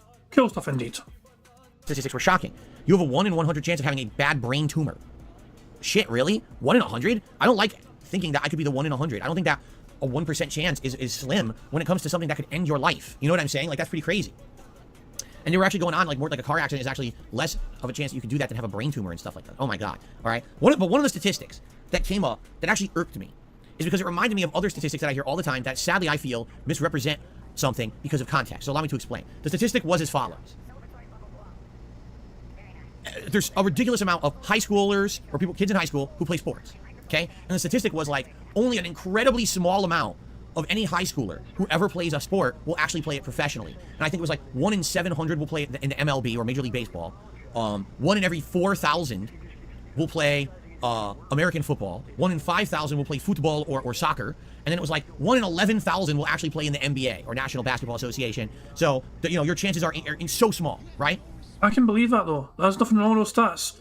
But these games are very fucking popular games to play, especially when you're a fucking kid in school. But just because you fucking play in school, how many fucking people do you know you went to school with made it professional in any sport? You're lucky to know anyone. You will be lucky to know anyone, essentially. And I heard that statistic, and I started thinking about it, and I was like, this is why I don't like when statistics are used to try to push a narrative, okay? Because obviously what the narrative is in this video is that the chances of certain things are incredibly small. That's supposed to be like, what is the most unlikely thing that'll happen to you? Well, it's incredibly unlikely you'll play sport in high school and then you'll do that for a living later, okay? That's the point of the video that the video was trying to make. But if you actually analyze what was just said in the video, okay? Let's analyze the basketball take, okay? Out of all high schoolers who play basketball, all right, only 1 in 11,000 will become an NBA player, all right? Okay, well, that sounds incredibly unlikely, incredibly tiny. But what you don't realize from when they're giving that statistic, all right, is that they are using generalized numbers that aren't in context and don't actually apply to the situation. So let me give you an example. Likely what they did is they took a sample size of everyone in high school who's played basketball, right? We're not talking about people who are like trying to be in the NBA. We're talking about anyone who ever joined the basketball team. How many high schools are there, right? And how many kids join the basketball team? Each high school has a basketball team of what, 15, 20 kids, right? So multiply that times the time of amount of high schools that they have, and then divide by the number of actually getting to, the NBA, and you get 1 in 11,000. But that's not accurate. What's accurate, the real number that should be pertinent, that they should be providing, how many high schoolers who actually try to play the sport professionally and get into the NBA actually get into the NBA? Because, for example, at any given high school, let's say you have a basketball team of 20 players. What? Maybe one of them is good enough to think that, hey, maybe I could go to college and do this. And then when they're in college, they think, hey, I was so good at this in college, maybe I could do the NBA for the rest of my life. This could be my job. Very rarely will you find a person who thinks that they're good enough that they'll actually aim to do that. It's not like, well, every single person who's ever played basketball aspires to be an NBA player and will do everything they can to try, right? Most people, they play it casually, and then they move on with their lives. They're not going to sit there and focus on it forever, you understand? So when they're giving these statistics out, and they're saying only 1 in 11,000. Yeah, 1 in 11,000 out of everyone who plays basketball in high school. But what about those who actually are good and try to get to the NBA? How much you want to bet it goes from 1 in 11,000 down to like 1 in 400? Something way more likely, as long as you bust your butt, you can actually find it way more attainable. Still a gamble, but way more realistic. And what gets me about those statistics is it's purposely presented in a way out of context to make it sound a certain way, all right? Here's why I don't like that. Because here, on Level 1 Podcast, every day, we talk about things like concurrent numbers of players on Steam or on a console. We talk about overall game sales numbers and how a game broke a record. Oh my God, it's the best-selling game on Xbox. It's the best-selling game of the season. It's the best-selling game of the year. It's the highest ever rated game. It's the highest ever this game, that game, this. And every time you hear one of those numbers, what you don't understand, all right, is that it's all within a certain realm of reference to make it sound better. Rarely will you ever be presented with Money, yeah, yeah. Money, money. Oh, money, money. Yeah, yeah. Money, money. Thank you very much to Cody Taylor for Super Chat, who says this is the dumbest point he's made in a while. I think so too. As something that he's basically upset because he thinks that it shouldn't be that high number. He's not basing it on anything other than his own personal belief. When these polls are made, when these polls are generated and worked and looked into by certain organisations, then yeah, it's not going to be a completely fucking worldwide accurate fucking poll. They're only going to have available to them what they have at their disposal. And so the fucking numbers they found of people that enjoy playing fucking basketball and all that shit, and fucking played it in school and all that, that's the numbers they fucking got. But Phil was refusing to fucking believe these numbers are fucking real for whatever fucking reason. I don't know why he's fucking taking such, issue with his fucking stat. But there's actually a better example I can use here, which is actually right up Phil's alley. once, a few years ago, WrestleMania, I think it was WrestleMania 32, Vince McMahon claimed that there was over 100,000 people there.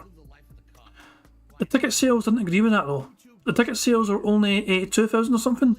But I'll say Phil, Vince McMahon admitted that a 100,000 figure was including absolutely everybody in the building, including vendors, including security, including backstage workers, not shit, and so on and so on. So he was including the audience as well as the people employed by, WWE and all that shit.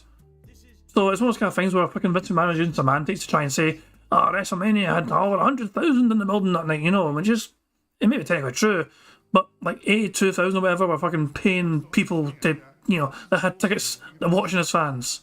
Like, it's been tough. My life has been tough over the last decade. It has. And when I read a message like that, I'm sorry that I'm tearing up like a baby. Make of that what you will, I guess, Was that Vince McMahon being disingenuous about the numbers or whatever? Who knows, it's your take. But Phil was, I don't know, it's such a weird take from Phil, though, it really is. I don't understand why he's so upset with us. All within a certain realm of reference to make it sound better. Rarely will you ever be presented with a statistic in your life that's actually going to be in a context that will make factual, objective sense. Usually when you're presented with statistics, it's because someone's trying to push a narrative on you.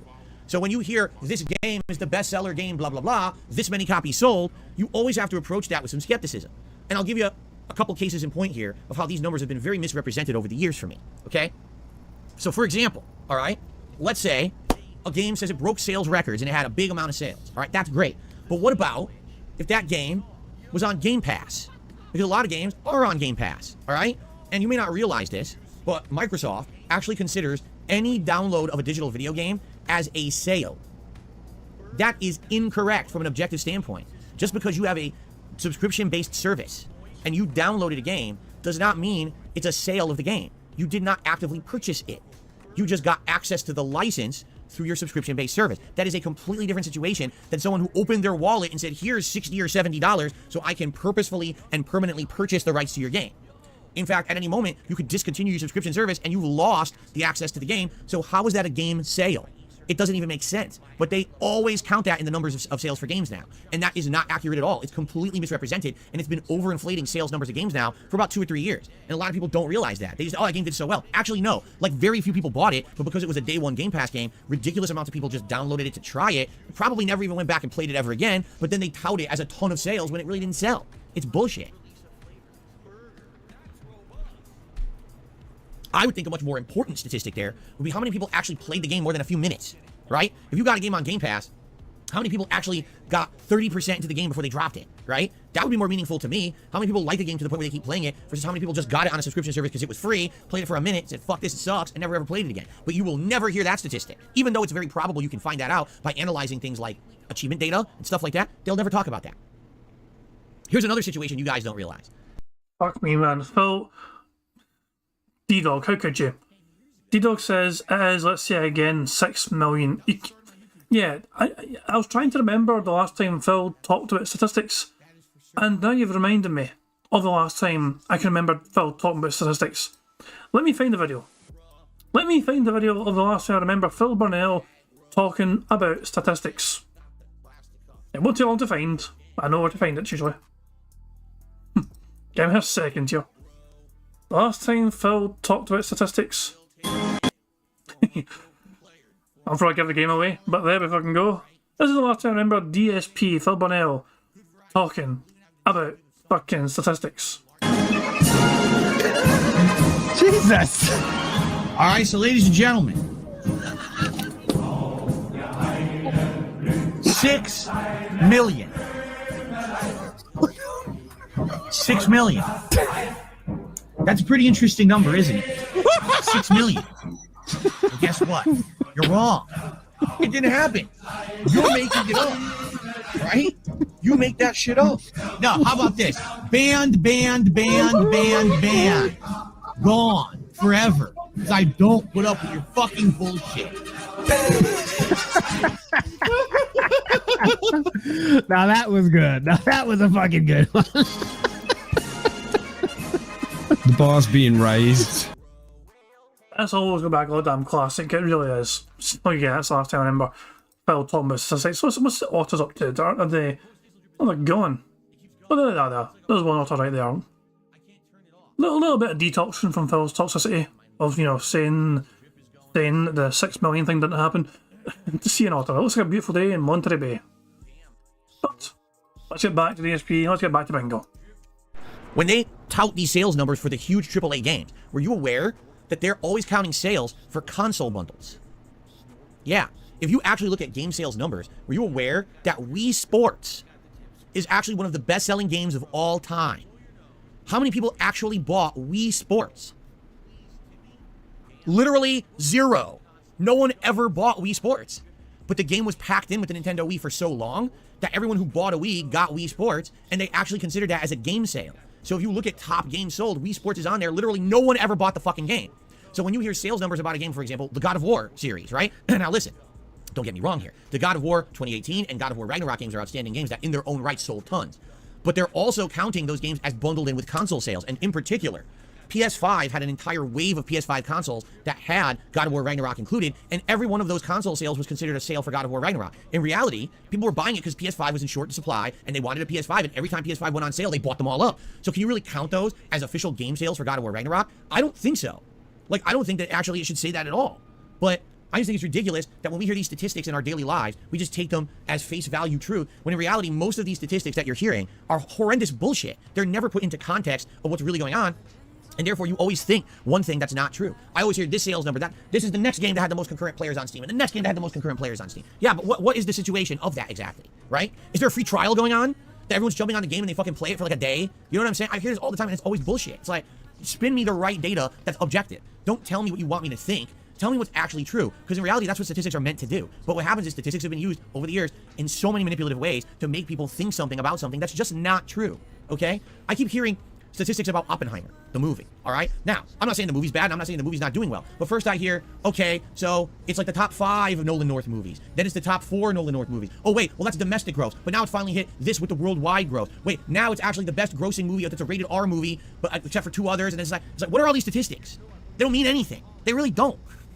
It's stupid. The statistics are meaninless. And they hear, well, Super Mario Brothers movie was the best movie of all time, money-wise. But then you look at other statistics and say it actually didn't even break top 5. Wait, what? But I thought you just said it was the highest grossing movie. Well, it's not. Actually, that was very a subjective rating with certain markets and certain things. If you look big picture, this movie did better, this movie did better. Like, wait, what? Did I say Nolan North? I meant to say Nolan North. I meant to say Christopher Nolan, right? Christopher Nolan movies. I said Nolan North. Excuse me. I got my Nolans confused. But anyway, you see the point I'm making here is that these numbers and statistics are used all the time to make things sound a way that are bullshit. So you always have to be very skeptical and not just listen, because so many people think things about games, about movies, about anything, and they just think, oh, that's truth now. All right? I'll give you a really good example of how getting a first impression about something and just believing it at face value can completely destroy its chances. All right? Do you guys remember the launch of the Xbox One console? Do you remember that? So at the launch of the Xbox One, if you remember, Don Matrick. Who remembers Don Matrick? Oh, yeah.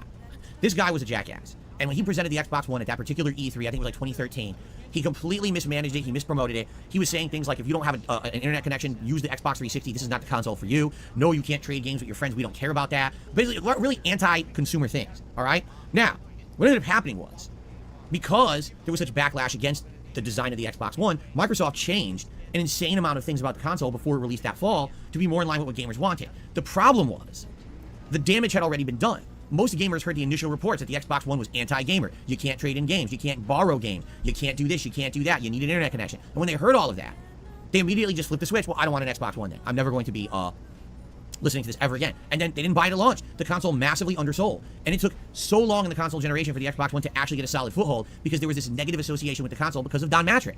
So when you hear a statistic at first about a game or a movie and it sounds so overly positive, right? You tend to believe it. Did you know that Final Fantasy 16 actually has not sold very well and Square Enix is actually very disappointed with its sales results? But most people don't know that because initially they reported 3 million sales in the first week and everyone was like, wow, 3 million sales of a game is outstanding. That's absolutely amazing and I can't believe that. But they were all pre-orders. After that, the sales of the game statistically, factually, objectively tanked. Because as people actually got their hands on the game, only the first 3 million really were fanboys of Final Fantasy and loved it, and word of mouth was, it's just an action-based RPG, it's not doing that well, a lot of people crapped on it, it's not my Final Fantasy, and therefore, the game didn't overall sell anywhere near the expectations of what Square Enix wanted for it. In fact, they were hoping it was going to blow Final Fantasy 15 out of the water, and as of today, it hasn't even sold as well as Final Fantasy 15 up to this point since its release, you understand? So, Yeah. Now, oh, that's only for PS5. That's only for, you can spin it however you want. A fact is a fact.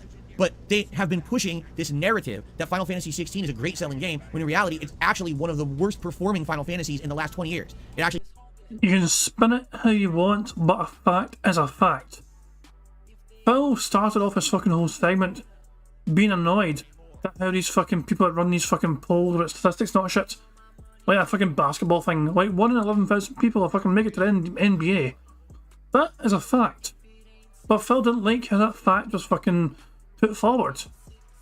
So he fucking, without any evidence whatsoever, without any fucking results of polling data whatsoever, Phil just came up with his own fucking figures. And he thinks it's actually more like 1 in 400 people who want to fucking be playing basketball for a living will make it to the NBA. It's not 1 in 11,000, it's 1 in 400. But Phil, I just love how, I think Phil's whole point of bringing this up was just so he could fucking shit over Final Fantasy 16 all over again. He loves shitting over that fucking game. Any chance he gets to fucking shit over that fucking game, he will take it because he hates that fucking game and how it fucking played, so not shit. He hates that game now. Like, I don't think he's ever going to fucking forgive Square Enix for fucking Final Fantasy. He's not going to forgive him ever again. We're going to get to the end of this fucking stat segment, and then I'm going to give you your goddamn autos. It has not done well. It tanked after that initial week, and no one really is even talking about it anymore. It's done. But do you know that? You can find the data. It's out there on the internet right now for you to find, but no one knows. Then why can you fucking find it, Phil? You find the data, you give us the fucking data, and then we can fucking examine your data. And it's not fucking, so Phil, you're presenting this fucking argument without any data on your side whatsoever. You're that fucking lazy. Give us the data, we can see the data, and we can fucking question the fucking data. That because all you heard was the initial misinformation statistic. You see? And that's how things work. And that's what I'm saying. You guys got to listen to the facts and not the spin. Because this spin happens all the time. That YouTube video we watched yesterday, I get it. The whole point of the video was, what is the most improbable thing? Well, if you're just a casualized person playing basketball in high school, and you don't really care so much about being in the NBA, yeah, your chances of actually hitting the NBA are 1 in 11,000. Okay, what if I'm good at basketball? I think I have a chance. I work my ass off and actually try. What are my actual chances? That's the statistic that's really more meaningful, because it's in context. Well, people won't put that shit in context. They'll always take it out of context or specific context to make it sound to the narrative that they want. All right? So, there you go. That's what you got to be very skeptical about. And I hope that at least me talking a little bit about it to my audience today, maybe you'll be a little bit more skeptical, a little bit more careful about what you actually believe. When you're hearing initial sales numbers, initial reaction, initial blah, blah, blah, there's usually a spin involved in all of it. The movies in particular recently have been real bad. They always try to spin a movie in a way that makes it sound way better than it is, or way worse than it is. You really don't know how well a movie is done until like 2-3 weeks after. Then the dust is settled, you get the worldwide box office growth, you get a more bigger picture. All these little numbers they throw at you at first for a movie's performance mean absolutely nothing because they're not in context yet. So there you go. Just be careful. Always be skeptical. Take everything in life with a grain of salt, because there's always someone who's looking to try to spin it for their own personal gain or their own agenda, and you gotta be careful about that. And by the way, I'm not crapping on anyone. There's entire industries based around this. I'm not shitting you. There's entire industries based around this. There's people who have literally designed entire ways of work around spinning numbers so that they can get ahead. So when there's people who 24/7, this is my job, it's what I do, I spin shit to fool people. That's when you really gotta be skeptical about what you're being told about stuff. Okay? Okay. All right. So there you have it. Those are my topics for... Right, also guys, got to the end of that segment finally. So we got a bingo because Phil said by the way, so hooray for that. I didn't even realise Aviga sent a streamer. Welcome all of Aviga's audience. I didn't even realise Aviga was streaming, because he was in here earlier on in the chat, blethering. So, but yeah, cheers for sending your viewers over here, Aviga. Appreciate it. So, people want orders. Oh, Aviga had a premiere. Okay, I see. You and your fucking premieres. So people wanted otters. There you go. So Heather and who else was who else wanted otters? I had like several demands for otters from people. There we go. You wanted otters, here are otters. At least they would be here if they weren't hiding. Well, I don't know what I could. I try to give you otters, but they don't want to be on. That's two of them right there.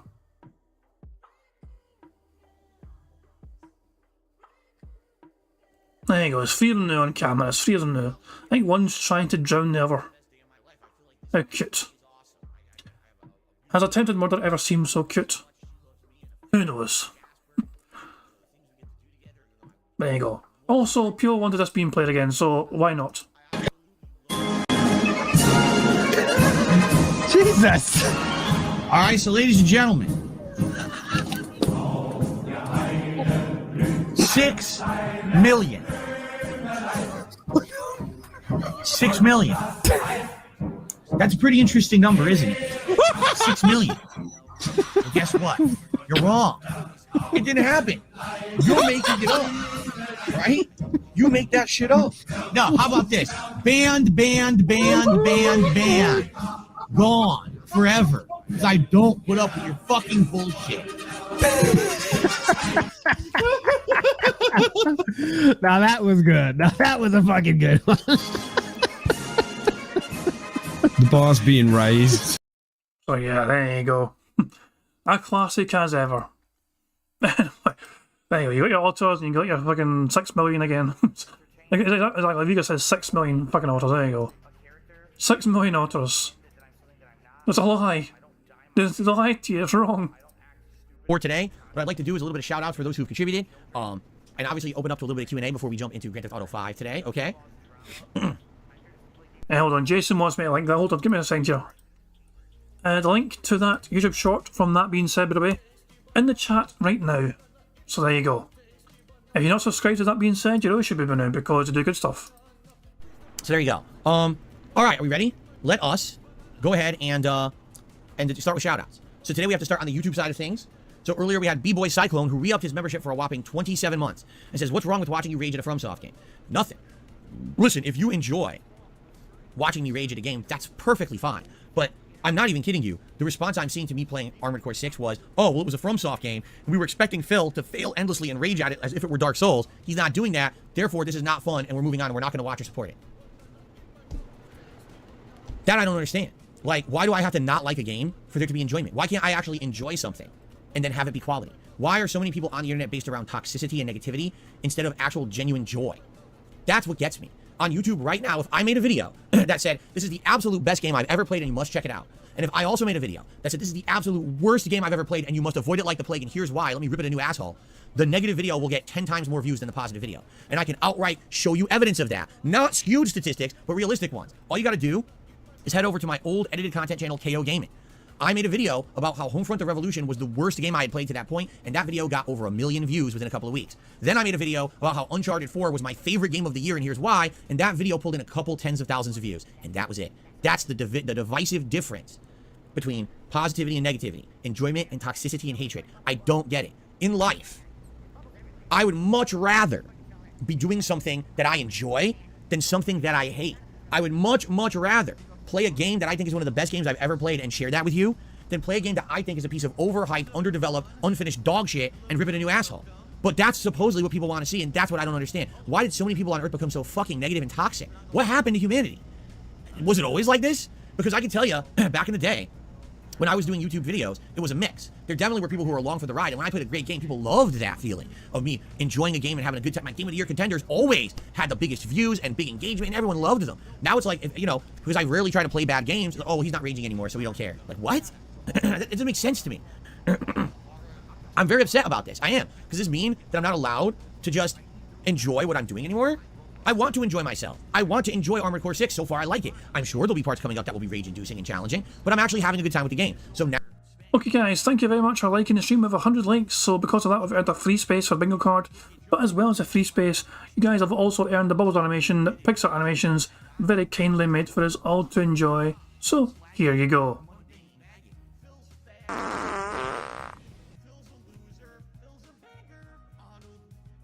Oh, yo, that smells really, really good. I love it. It's always nasty. It's always goddamn nasty. You don't go under with that prayer hands they were on. I mean, technically he had his hands together, but I don't consider that prayer hands, because when I think of Phil doing prayer hands, I think of him asking his audience for a fucking favour. You know, like he's begging for him to fucking make sure you check out this or that or support or whatever. When I think of prayer hands, I just, you know, like... So I'll rewind it for you guys, okay? Phil had his hands together like this earlier on, so you can actually see it there. And it's a kind of stance that is for prayer hands. He has them together like that. But what he's talking about isn't support for whatever. He's just rambling here, and he's just doing something with his hands. You know, I don't know. It's like I mean, when I think of prayer hands, I just think of him asking his audience directly for support and thanking him, not shit. But this was just him rambling. Positivity and negativity, enjoyment and toxicity and hatred. I don't get it. In life, I would much rather be doing something that I enjoy than something that I hate. You know what I mean? So he's got his hands together like it's prayer hands, but he's not fucking like talking to his audiences for support, however. You know? So I don't know, is that prayer hands? I've also thought prayer hands just fucking just directing it towards the audience, either wishing for money or thanking them for money. I would much rather play a game that I think is one of the best games I've ever played and share that with you than play a game that I think is a piece of overhyped, underdeveloped, unfinished dog shit and rip it a new asshole. But that's supposedly what people want to see, and that's what I don't understand. Why did so many people on Earth become so fucking negative and toxic? What happened to humanity? Was it always like this? Because I can tell you, back in the day, when I was doing YouTube videos, it was a mix. There definitely were people who were along for the ride, and when I played a great game, people loved that feeling of me enjoying a game and having a good time. My Game of the Year contenders always had the biggest views and big engagement, and everyone loved them. Now it's like, you know, because I rarely try to play bad games, oh, he's not raging anymore, so we don't care. Like, what? It doesn't make sense to me. I'm very upset about this. I am. Does this mean that I'm not allowed to just enjoy what I'm doing anymore? I want to enjoy myself. I want to enjoy Armored Core 6. So far, I like it. I'm sure there'll be parts coming up that will be rage-inducing and challenging, but I'm actually having a good time with the game. So now every time I play it, I have to expect that people aren't going to show up and support, that it's going to have terrible views because I like it? Huh? But if I hated it, and if my first video was, oh my god, the first boss is impossible, and these game developers are assholes for making it this hard, that video would have had 20,000 views. Right now, wanna know how many views it has? 2,000 views on part 1. So what the fuck is wrong with people? Honestly, why do people only want this negativity? I don't get it. That's what irks me about Armored Core. And listen, I get it. If you watch me play a fighting game, if you watch me play a Soulsborne game, or maybe a first-person shooter online, and I'm raging, there's hilarity there. I get it. I understand it too. I like the fact that people tune into me for different reasons. But I don't think that just because I like a game, now my playing of that game, I should expect it to be like a big, reduced amount of attention and success and support because I like it. That's insane. What is wrong with people that they're so focused on toxicity? Listen, I get it. If you want to see me not like something, and that'll happen, there'll be times when I'm full of rage and things like that. But I want to be able to enjoy games, man. I'm getting older. And as I've told you guys, all right? As I'm getting older, I'm coming to realize, right? I have less time on this planet. I'm not able to do the things I used to be able to do for the amount of times and the extent that I used to do them. Just the other day, the first time I was playing Armored Core, I'm not kidding you, these 2 fingers started to hurt excruciatingly. I had crazy muscle pain and nerve pain in these 2 fingers trying to play Armored Core. And I was like, what just happened? Oh, I think I know what happened. I'm getting older. It's carpal tunnel kicking in. Yeah, yeah. Money, money. Oh, money, money. Yeah, yeah. Money, money. Thank you very much to Black Mage for a super chat, who is saying, please field trip to the boss Baltius from AC6. What do you think Phil's going to... Is that the boss that everyone's quitting apparently? I mean, I guess we can. I guess we can have a wee explore. Hold on. Baltius Armored Core 6. I mean, Jesus Christ, man. I just seen... Right, hold on. There's a 50-second long video here of the battle. Hold on. Here we go. This is the Baltius battle and somebody completing the thing in 40 seconds. So Black Mage was asking, is it the field trip? This is the Baltius battle from Armored Core 6. System reactivating combat mode. I've looked into the enemy involved. Jesus Christ, man! How's your chance rate?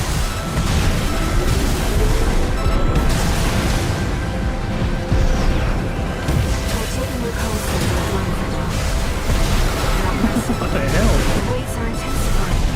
Breathe in, get clear. The enemy can't take much more.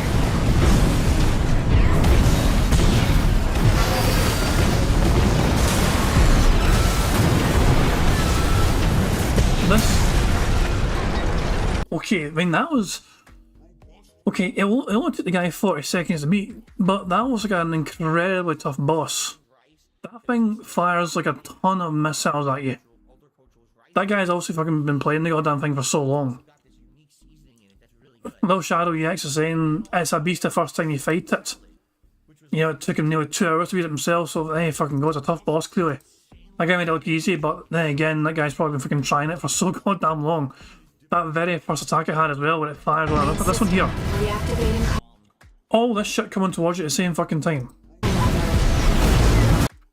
And I guess the fucking tactic is to just like try and charge through it. Like dash through or some push, I don't know. But yeah. I mean, that's an impressive fucking win. But yeah, Phil gets to this fucking point in the game. It's gonna be hard to see him reacting fast enough to fucking get through it. Yeah. And there's the autos again. There you go. There's one there, there's one there, there's one there. There you go. 2.5 autos. But yeah. Fingers trying to play Armored Core. And I was like, what just happened? Oh, I think I know what happened. I'm getting older. Oh yeah, okay. That's another thing as well. I'm going to tick player hands. Player hands is ticked. We only need... Technically, we only need 4 more things to happen.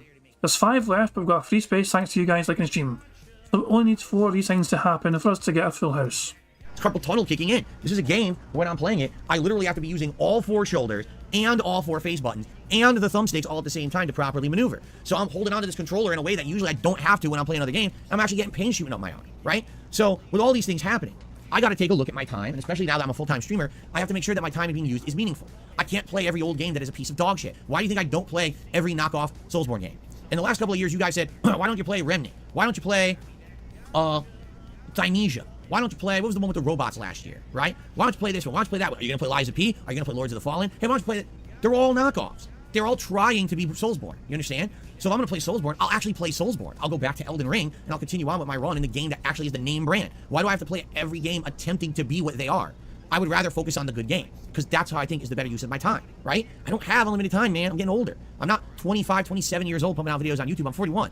I got to make the best use of my time that I can. So I'm going to play games that I have vested interest in, or you have an interest in, you want to see me play, and that hopefully are going to turn out to be good playthroughs of enjoyment, not just fucking punishment and rage, and my blood pressure going up, and me freaking out, sweating, and my head getting all red, and me screaming. I got to stop doing that, you understand? I have to. I have to turn into someone who's making games, playthroughs that are better, not rage-inducing worse rage quits and shit like that. That's for fucking morons. Sorry, it just is. To see someone pump out content like that constantly, that's for an immature, younger audience. Been there, done that. I used to make that content 10, 15 years ago. That's what I pumped out constantly, right? I didn't care about the quality of my playthrough. I just wanted to rush through, get it done, onto the next game. If I shit on the game unfairly, who gives a fuck? No one should be taking me seriously. Onto the next game. Today, I am a completely different person. And people still don't fucking get that for some reason. They don't understand that I have changed and evolved, because a lot of times they don't want to believe that. They just want to think you're the same toxic idiot from 10, 15 years ago. I'm not. I've grown. I've matured. Just because you want to spin it that way for your own very, very toxic personal reasons, so you can keep hate watching me and saying awful things about me and get clickbait views on your junk content, doesn't make it factually true, okay? So I've had enough of the bullshit. And if I want to play Armored Core 6 and enjoy it, I should be able to. And not to have people tell me, well, because you're liking it now, I don't want to watch you play it. What the fuck is that? Let me put it this way. If the only reason you ever want to see me play a game is because you want to see me dislike it and rage at it, then fuck off and don't suggest the game. I mean it. At this point in my life, I don't need toxic suggestions. Ever again. And if Armored Core 6 was a toxic suggestion, you're pretty pathetic, and shame on you. Because the game actually is good and deserves to be praised for what I've seen of it so far. I'm not just going to shit on it because you're an idiot and you want to see me get my blood pressure up and freak out. I'm not 5 years old, all right? I'm not trying to copy the angry video game nerd in every video I do. I've become my own person, my own style of content that's meaningful to me and to my audience who comes by and supports me. So I don't need rage views, hate views, and nonsensical idiots coming by and trying to skew what I play and do, all right? And by the way, I'm not saying that every person who wanted to see me play Armored Core 6 is of that mindset, but it certainly seems like there was a large group, because there were people campaigning to see me play Armored Core 6 pretty hardcore. And the moment I started playing it, oh, what's this? What the hell? Oh, he's not dying every 5 seconds. I don't get it. Right? So, there you go. All right? Please understand that. And I just had enough of the bullshit where again, if you are coming by only for toxicity and negativity, you're in the wrong place. Maybe old Phil, 10, 15 years ago, you would have been able to see that, you know? You'll see some of that when I play Street Fighter and I'm freaking out and my inputs are dropping, I'm having a bad night. But that's not what I'm all about. You're in the wrong spot. All right? So leave. And stop trying to fucking rain on everyone else's parade. And again, if you're someone who only wants that and that you're actually trying to skew my playing of games because of that, you're not wanted here. I'd much rather play games that are going to be meaningful, positive, fun experiences. All right? I don't want to have toxicity permeating all of my content. I don't need it anymore. I'm too old for that shit. To quote an amazing actor, Danny Glover, right? I'm too old for that shit. I don't need you in my life. I don't, okay? Okay. Anyway, let's continue. Thank you, B-Boy Cyclone, for re-upping your membership. Polymetal did a super chat. Says, I'm a long-time viewer. I've enjoyed your GTA 5 playthrough. It's been cool to revisit the game 10 years later. Too bad the multiplayer sucks. You know, I'm not going to say the multiplayer sucks. I'm going to say that GTA Online is not for me, because it never really was. GTA Online was always designed for someone looking for this online interactive social experience that I wasn't looking for. I was looking for just something to mess around with friends and mess with the physics like I did with Suicide Kings in Red Dead Redemption, like we just did the other day when we reminisced on my anniversary event. You know, those were the days to me. And then when I actually tried to do that in GTA Online, it just never really worked. Outside of that, it was just hang out with friends in an online environment. And somehow that became a multi-billion-dollar industry for Rockstar. I don't know. To me, I don't know. I just don't get it. But I guess a lot of people do. So it is what it is. I'm not going to say it sucked, but I will agree with you. It's been fun to replay GTA 5 in the capacity that I have. I've really enjoyed it. A lot of people have actually said now for the first time in years, they went back and replayed the game, watching me replay it, and they're enjoying playing it again. So that is awesome. Thank you for that. Polymetal. Also, James White, to the super chat, says you can't compare probability with sales numbers. It's statistics. It's all statistics. Why can't I? I can compare grapes to rocket engines. I can compare my fist to this microfiber cloth if I want. I can do whatever I want. Thanks for the super chat. Yes, I can't do that. No, I can do whatever I want, actually, as long as I back it up. And I'm pretty sure that I did back up everything that I was saying there with factual analysis and sense. So, yeah, I could do that. Thanks. Okay. Let's continue. On the tip side of stuff, let's swing over to tips for now. I received a $6.66 tip from Big Papa Phil. He says, I was tagging this message in chat. I want you to get a public comment on this. You should watch Snake Eyes Grand Finals and his reset for last night's Capcom Pro Tour US West tournament. His Zangief beat a top JP player 3-1, then 3-0. He walked JP down with Geef and crushed him. He had to walk and block parry an inch closer while getting zoned relentlessly. He never jumped too early. He stayed solid. He made his way in slowly while blocking and parrying the zoning. He blew up JP with counter hits, hit confirms into drive, rush, combos, and SPDs whenever JP left a gap in his pressure. Obviously, Snake is otherworldly, but his patience with zoning is something you can adopt as well. I've noticed you sometimes get impatient with zoning. You make mistakes like jumping when the opponent is waiting for you to jump as opposed to just blocking or parrying the fireball and continuing to move forward. You've shown great patience at other times, but some zone and then it cut off. Here's honestly my problem, Big Papa Phil, is that I just can't seem to do things on reaction from mid-screen in Street Fighter 6. Okay? And, wow, did this not work? Uh-oh. My animations might not be working. Hold on. That's not good. Why did that not just play? Oh, there we go. Oh, it's a glitch. It's working now. Okay. So here's what I'm saying, okay? For example, when I'm mid-screen from anyone in Street Fighter 6, and they do a move, anything that's fast, a mid-screen fireball that's a faster speed, drive rushing a low kick, I just can't seem to block it on reaction, okay? Now, I want you to understand something. It could definitely 100% be me, okay? It could 100% be old man Phil's awful reactions in 2023. I am not someone who has actively been playing fighting games in any competitive capacity for the last decade. The last time I actively tried to play competitive Street Fighter was arguably Street Fighter 4 within its first 2 years, where I actually traveled to a couple of tournaments and played it. Outside of that, it's been all online play, laggy shit regardless. Look at the ones I've been playing, right? I've been playing freaking Street Fighter Classics that always have bad connections and stuff. So, excuse me. I know I'm out of practice, and even having played Street Fighter 6 for 3 months, okay, does not mean that I'm in any capacity reacting to anything in a fast way. You have to understand that. It very well could be I am just incredibly slow. But I'm having a lot of problems with Street Fighter 6 when I now am at these diamond level rankings, right? And I'm playing these players who have mastered these patterns, and they do this pattern play mid-screen shit. Whether it's fireball, drive rush mix-up, or simply just pressing a high priority button, I can't seem to react to it in time. I'm trying. I am really trying.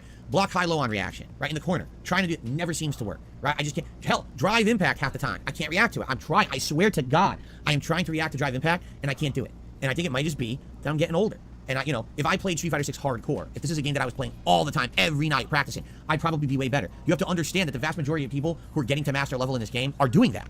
They are constantly playing this fucking game. It's the game they stream and play, and that's all they're streaming and playing. They're not doing anything else. Me, I'm the exception. I'm the variety guy who's still trying to hang while I'm balancing 400 other games, doing a reality channel and all this other shit, right? Or, excuse me, a react channel and all this other shit. Very rare to see that. So for me, it's a harder climb, and maybe that's what it is. Did he just call our channel but shit, essentially?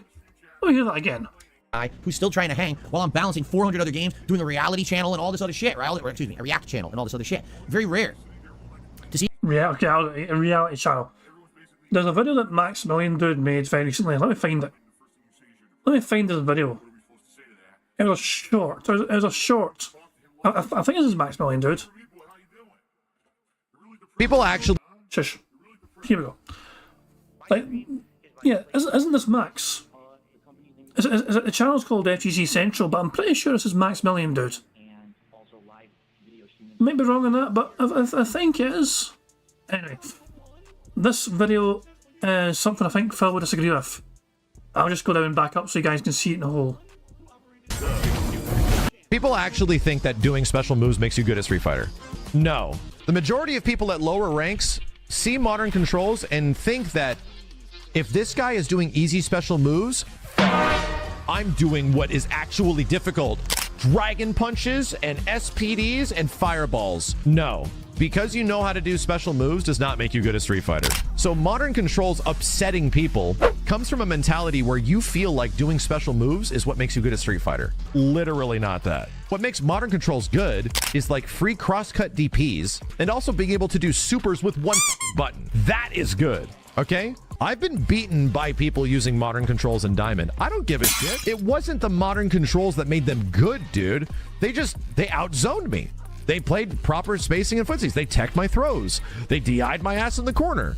So to me, the entire argument against modern controls is completely bogus. I'm fine with it if people are just playing the game. So that was something I saw earlier on today, and I kind of thought to myself, I don't think DSP would probably be very, very critical of that.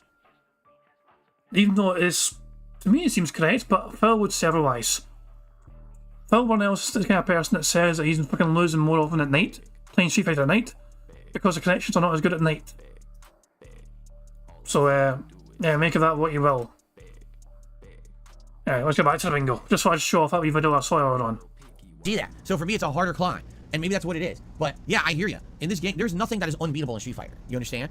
There's not. There's nothing that's unbeatable right now. Even with Ken being so top tier, when I'm ranting and raving about Ken, I'm not saying, how dare they put in the unbeatable Ken. That's not the case.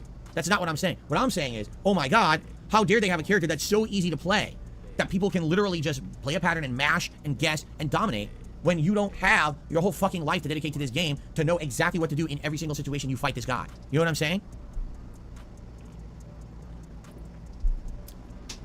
So it's just that simple. You know, Snake Eyes, he's amazing. You watch his gameplay, and you're like, wow, I want to do that. And then you try to play with Zangief, you're like, why the fuck can't I never get those opportunities. He's reading everything. He's predicting well, he's reading, he's baiting, you know. First of all, just playing the game offline at a tournament, I'm sure, is such a much better experience than trying to play the shit online and do all of that, you know. You notice the pro players all play on PC for a reason. They're not playing on PS5, they ain't playing on Xbox, they're all on PC for a very good reason. That reduced input delay is a huge thing, especially, again, from mid-screen, with how fast things are in this game.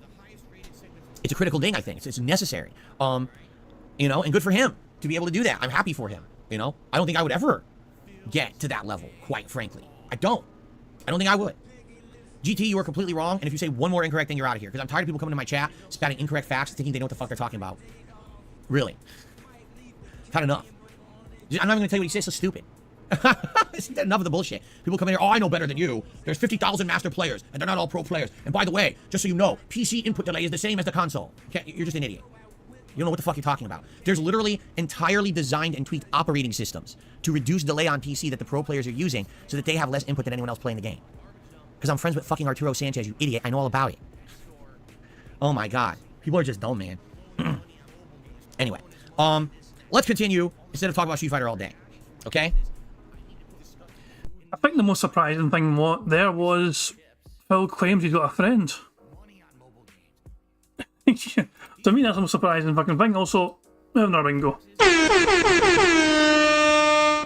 Hurry and all that jazz. What the fuck, man? Now Arturo Sanchez is going to fucking have people going, is Phil Burnell your friend?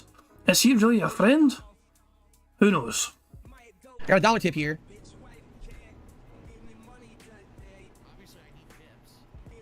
Huh? This person didn't even finish their message, and it was like hater shit anyway, so I'm just not going to entertain it. It's stupid. Someone threw the dollar. Is Chrono Trigger a knockoff of Final Fantasy? No. To say that, you'd have to say that every JRPG is a knockoff of Final Fantasy, which wouldn't even be the case. You'd have to say Final Fantasy is a knockoff of Dragon Quest, because Dragon Quest came out first. So the answer is no. Okay. Dr. Oink has tipped me $2. Says Remnant 2 is a great game. I'm not sure why people compare a gritty, dark action adventure game to Dark Souls. When other games before have done the same type of format, for example, Zelda's Majora's Mask. Zelda wasn't gritty, but it still had pretty much the same format. And I think people should stop comparing games and just enjoy the game for what it is. By the way, what's for Din Din?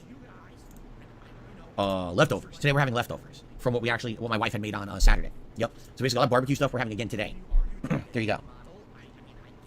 Okay. Shout out to Butters.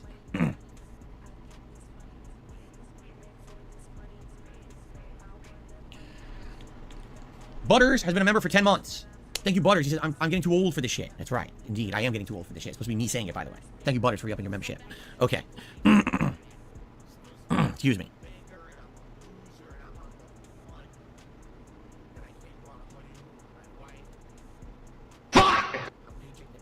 People are still going on. I literally just cited why PC has less input delay than the other versions, and there's still people in the chat arguing that I'm wrong because they're stupid. I had enough.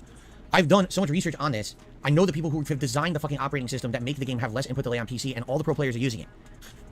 But you're going to argue with me because you watched a Digital Foundry video like other hundreds of thousands of people. Okay, you're an idiot. I don't even know why I address it. I should just ignore the nonsense from idiots. Seriously. I just should. Why am I addressing it? Why am I wasting time? People want to believe what they believe and always say that I'm wrong no matter what. Despite whatever knowledge I have or whatever, I'm the idiot, right? I'm the one who knows nothing. I don't know what I'm talking about. You're absolutely right. Everything I've ever said was wrong. You're correct. So here, you live in your bubble of people who think I'm a moron, and I'll continue to be over here in fucking reality where I know what I'm talking about when it comes to fighting games. How about that? Okay, I've had enough. GT, you're gone. You're a moron. I'm just not addressing your nonsense anymore. I literally just twice explained why you're wrong, and you're ignoring what I'm saying, so you're not coming back. Okay. You didn't explain anything, no, Phil. You fucking said you fucking know better compared to him because you fucking know a person that fucking knows the system or some bitch. Phil, you never actually explained why you're right. You just fucking told people to fucking shut the fuck up. You're right, they're wrong, and don't question you. You explained absolute fuck all. Why do I waste time? I don't know. I don't know. You can't speak reason to someone who doesn't want to listen to reason. You can't.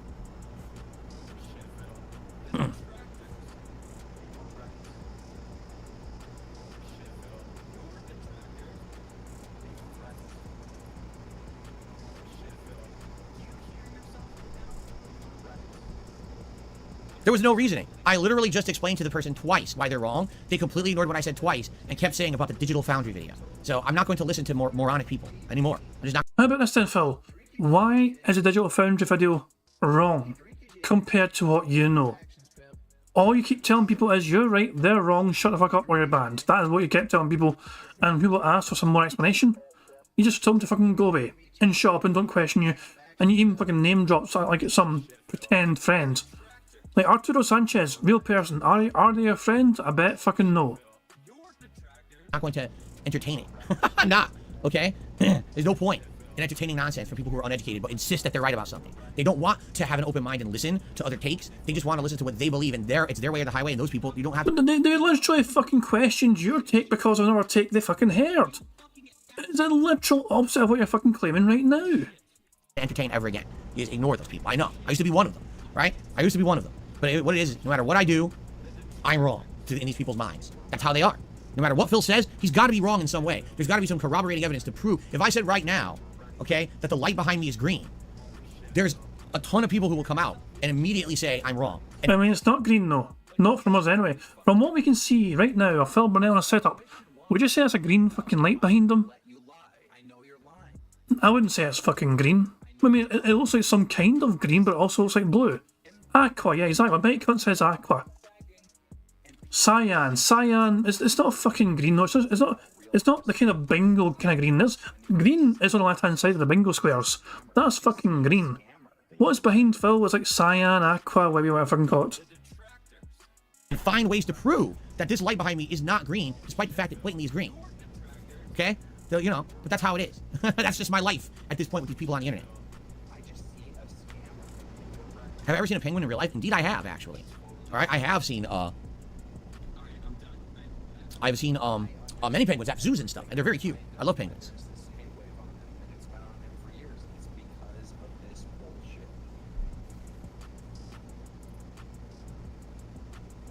I've never seen a 3-foot-tall emperor penguin. No, I've seen much smaller penguins.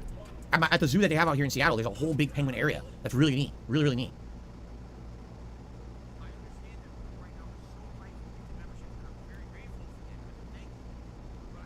All right, so guys, we've got a few minutes left extra. If anyone wants to ask a question, all right, tag me in the chat. If anyone contributes, I'll give you a shout out. Please remember the ways you can support the stream today: liking it, super chats, and gift memberships, tips, all appreciated. Thanks to those who already have supported in some capacity here. Make the bad man sounds good. stop. I'll see you around if you don't pass out. I've never pet a fox. No, I've never done that before.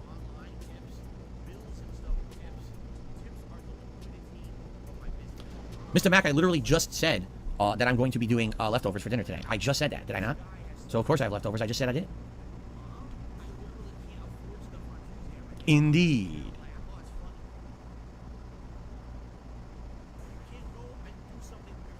Nice. How do you request videos for the reaction channel?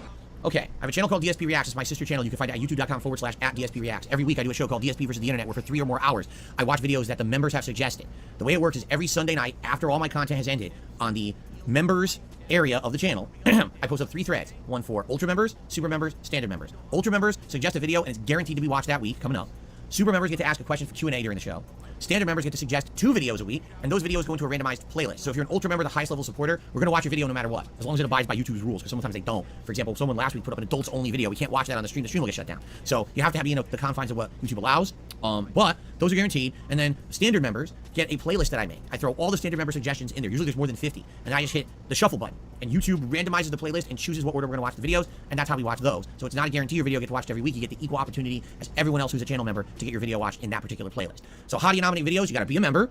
And you have to take a look at the members tab on the main channel page of DSP Reacts. Right now, the threads exist for next week's show for both standard, super, and ultra members, and that's how you post up. I hope that made sense and was concise enough to be matter-of-fact explanation. You're not confused. My biggest fans are idiots. No, I've not seen the Flash movie yet. I am probably going to watch it sometime in September.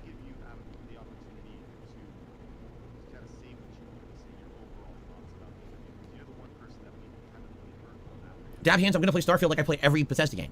No different. We play it, we explore, we do story, we look for missions, and we stumble upon things. That's the thing about most of these open world Bethesda games is, if it's well designed, there's so much going on, you're always stumbling into a new area, finding new content to do, and you just play what you find and what you enjoy. We might not do every mission, we may do every mission, we may not do every follower, we may do missions for every follower. I don't know. I don't even know what to expect. We're just going to play it and enjoy it.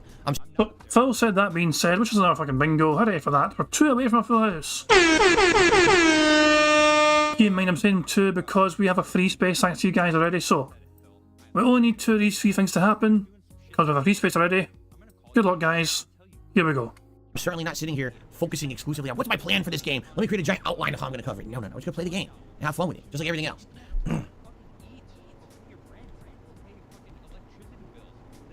Okay. Did you? Dr. Oink says he tipped again. I don't have a notification for it yet, Dr. Oink. When it shows up, I will, I'll give you your shout outs. Not here yet. Maybe I'll check it in a minute manually. I always said this about video games. My mentality is I'm going into it with an open mind, all right? And I'm going to enjoy and explore as much as I can, but I never go into a video game with a bunch of preconceived notions. I try not to go into it with a bunch of pre-studied knowledge. I feel like people who do that, you go into a video game with everything already planned, you've already ruined half the experience. Because now you have all these expectations, and what if the game doesn't live up to those expectations? Or what if the game's different from what you thought? Now I'm disappointed. Why did you create that expectation to begin with? Just enjoy the game for what it is when it comes out and play it. Why are you spending 20 hours researching the game, and then going into it and saying, wow, this sucks? Well, it doesn't suck. It's just you thought it was something else because you don't enjoy the game as much as you would because you spoiled it for yourself. You already know all the big plot twists. You know about the number of followers, the characters, and everything. I don't like that at all. You know what I'm saying? I think that everything should be left to just have an honest first-time experience and reaction rather than I knew everything about the game before I even booted it. Like, that's ridiculous. I never do that. This person used to fucking play his fucking video games with a guide to get through it faster. So, no, he didn't care about fucking learning the fucking game and how it fucking played out for him. He fucking literally read guides to fucking get through games as fast as fucking possible back in the fucking day when fucking Michelle and I were paying him fucking views.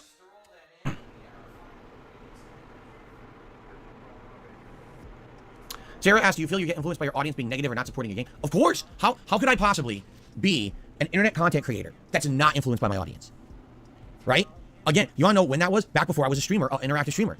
Pre-2017, I didn't let anything affect me because I wasn't listening to anyone. I was just completely shut off from any feedback. There was a stream chat that I ignored, and my moderators were moderated, but I wouldn't even pay attention to the stream chat. It was as if I was sitting here playing a game by myself, right? And then in 2017, I changed all of that. I want to remind everyone, you want to know how Phil fucking spun that for his audience back in the fucking day? He didn't fucking want to be hunched over a fucking computer chair, sitting in a fucking office. He enjoyed having a camera pointed at his fucking TV, with him right behind that camera on his fucking comfortable love seat, with surround sound, because from that perspective, it was like you're sitting there right with him, watching him play the game, being together. That was how Phil spun that shit back in the fucking day. I was like, I don't want to do direct capture because I don't want to fucking give up this comfort I've got. I became an interactive content creator. I became someone who cared about your feedback and constant discussion, you know, telling me what you think, supporting those streams and everything. It all changed, you know, for the better in my opinion. I feel like this content is much better today being interactive, but how on earth would I isolate myself from feedback? Like, for example, Armored Core. Here I am playing the game, I'm really enjoying it, and I'm going to the stream chat, and half the people in the stream chat are like, wow, this game's nothing like Dark Souls, it's boring. It's like, what? Because it's not ultra difficult so far like Dark Souls, immediately the game is boring to them. Like, what kind of a mentality is that? I just don't get that. But of course, that's going to influence me. That's my audience, you know? Some people have outright said that's a shame that I don't seem to have complete freedom in the games that I play because I am reliant on an audience to react in a positive way. I am. If my audience in general hates what I'm doing, then I'm doing the wrong thing because I'm making content for an audience. I'm not just making it for me. This is not Darkside Phil's personal hobby gameplay channel. This is DSP Gaming, a public business that is meant to make content that entertains people, and in turn they support it, and that's how I make a living. It's definitely different, you see? Yes, MK1 Story is the first thing I'm actually doing in MK1 when it comes out. Absolutely.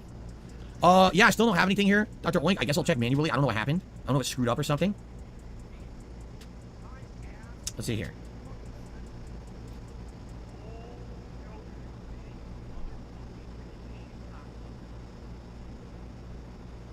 Bruh. It might be my email is delayed on my laptop. Hold on. I think my email is screwed up on my laptop. Let me try something. Are you being intentionally dense? Huh?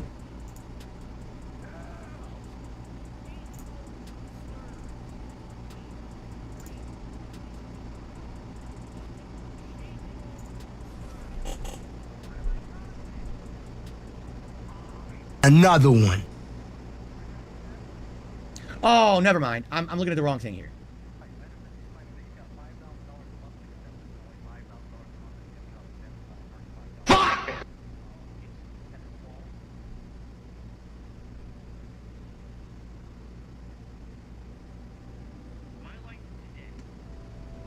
My fault. I'm looking at the wrong thing. I'm being stupid. but no. Yeah, for some reason, PayPal isn't sending me out the message about your second tip. There's nothing going wrong. I'm just being stupid. I didn't look in the right place. It's my fault. So, your second tip is a $2 tip, right? Random question on Starfield. What kind of character do you feel like you plan on doing? Plan on being an asshole, a good guy, neutral, not speaking, pretending? Again, I literally just finished talking about this. Okay? I don't pre-plan anything on purpose. That way, when I play a game, it is literally a first-time, honest reaction to everything going on in the game, and I'm not too focused on things preconceived notions. I don't plan anything out ahead of time. That way, it's honest and free-flowing, and it's in the groove of the live stream and everything. Maybe I'll feel like an asshole, or feel like being an asshole if something in the game is happening that makes me want to be an asshole, right? I don't know. I've done that in some games. A lot of the times, I just kind of be judging on the situation, what's going on, right? It all depends. But yeah, I don't necessarily go one way or the other. We'll see what happens starting on Friday. Again, I'm not giving it too much thought, because that way it'll be a more honest take on Friday when I play the game for the first time. Okay. All right. Ladies and gents, thank you for watching the Level 1 podcast. Definitely some interesting discussions today. I hope you enjoyed the show. I also hope that we make great progress in GTA 5, and also, hopefully, some good progress tonight in Street Fighter. And what I would like to do is say thank you all for a great summer. We are winding down very soon. August will be over. September will be here. Things will be renewed and refreshed, and we'll be in the midst of the busy gaming season before you know it. Thank you for being an awesome group of viewers and supporters this summer. I really appreciate it. I'll see you all tomorrow to let you know how my progress went with everything today. Peace out and see you then. Okay, I had to end the show because it's going on forever. I got to use the bathroom pretty badly. And we got to get started with GTA. So, before I shit myself, and then we get no gameplay in, because I'm too busy changing my drawers, I think that we should take a brief break, and I should go use the bathroom. And then we'll jump into GTA 5. What do you guys think? Or do you guys just want me to just go ahead and poop right now? Sounds like a plan. See, what other content creators give you the option to select if you'd like to see me defecate in my pants right now, or if I should go use the restroom? What do you think? By the way, I'm not saying I'm going to listen to what you say and do it. I'm just giving you the option to have feedback. Okay, just defecate. Go for it. Adult diapers? No, I don't have those yet. I might one day, though. I might have them. I have to get back into life with the pens. It might happen. Maybe some content creators do that. The ones that stream like 24 hours and don't use the bathroom, maybe they just poop right into their adult diapers. Who knows? And then when they're done with the stream, they go right to the shower to wash up. By the way, Spawn Killer did a super chat. Who's more OP who's more OP ST4 Akuma or ST6 Ken? You mean Street Fighter 4 Akuma or Street Fighter 6 Ken? Depends on the version.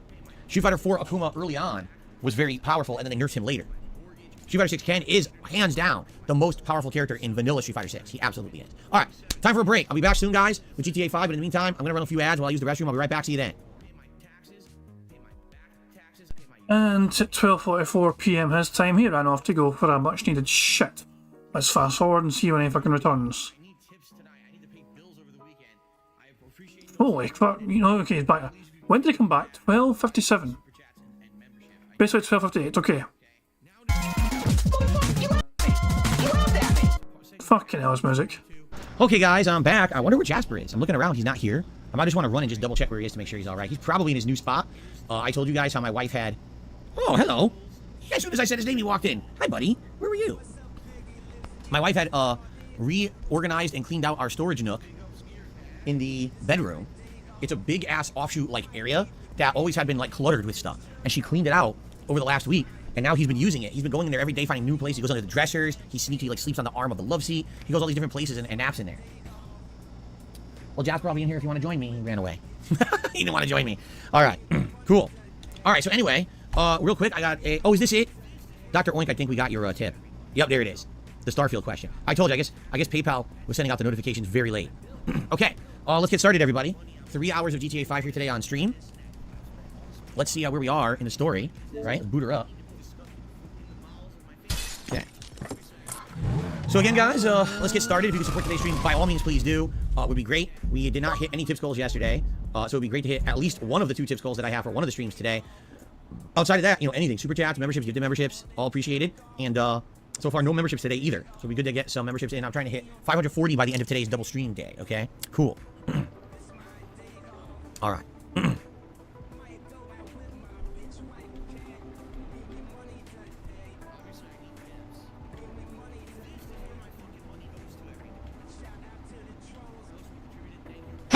All right, got rid of 4 sock accounts. Great.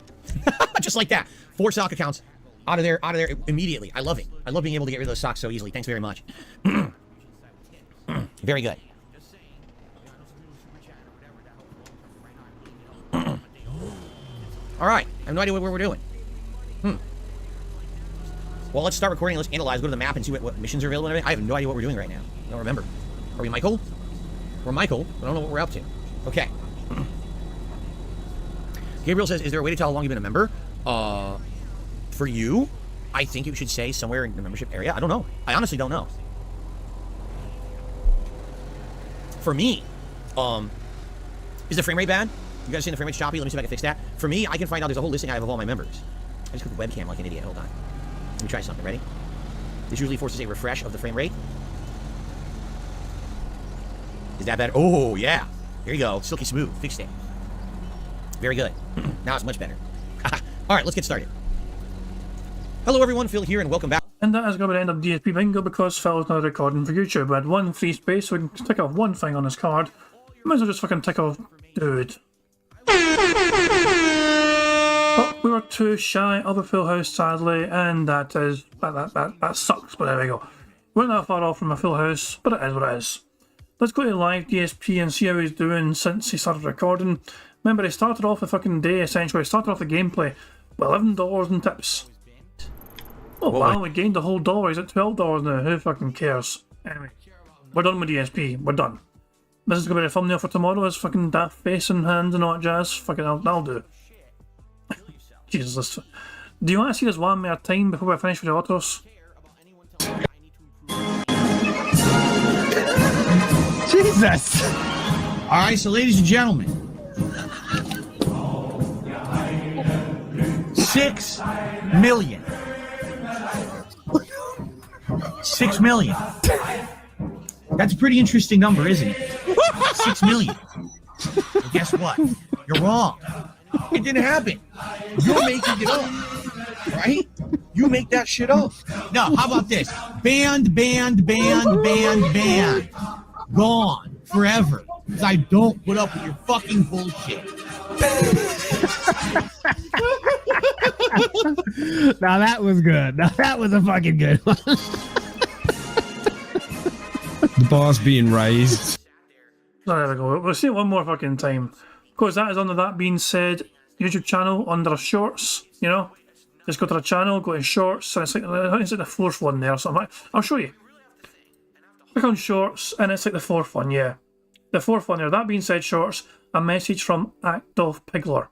5.2k views. No wonder, it's a fucking classic. I think half those fucking views are me. I just keep going back to it because it's so fucking good. But I'm going to end things, so I'll end things. We're going to show off the autos, just to kind of detoxify ourselves from Phil's nonsense. We couldn't get a full house today, but hopefully we can get one tomorrow. That's the fucking aim anyway. So I'll be back for some more DSP Bingo antics tomorrow. Hopefully you enjoy the rest of your Monday, whatever you end up doing as well. And also enjoy your Tuesday as well. And until we start Bingo and all the antics from that. So I'm going to wrap things up. I'll wrap things up by playing Pixar Animation's amazing video, Notorious PIG contributions. So there we go. So yeah, until tomorrow, guys. Enjoy the rest of your Monday, not jazz, and I'll catch you all later. Thanks again for being here. I do appreciate it, and I'll see you all later. Peace out. On September 14th, a pre-authorized payment of $16.51 from PayPal.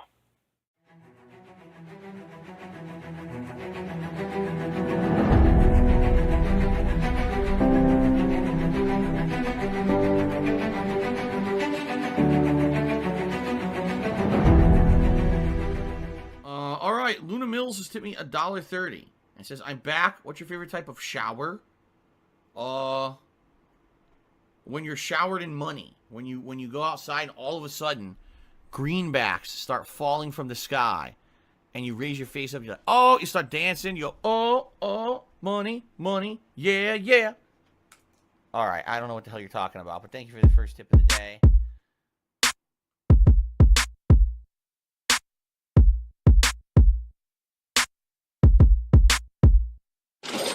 Money, money, yeah, yeah. Money, money, oh, money, money, yeah, yeah. Money, money, money, money, yeah, yeah.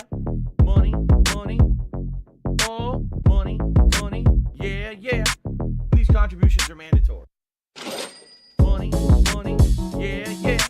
Money, money, oh, money, money, yeah, yeah. Money, money, money, money, yeah, yeah. Money, money, oh, money, money, yeah, yeah. These contributions are mandatory.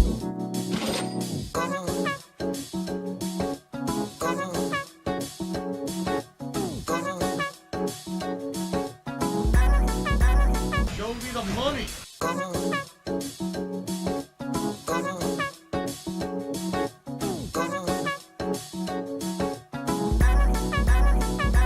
Free. Money, money, yeah, yeah. Money, money, oh, money, money, yeah, yeah. Money, money, money, money, yeah, yeah.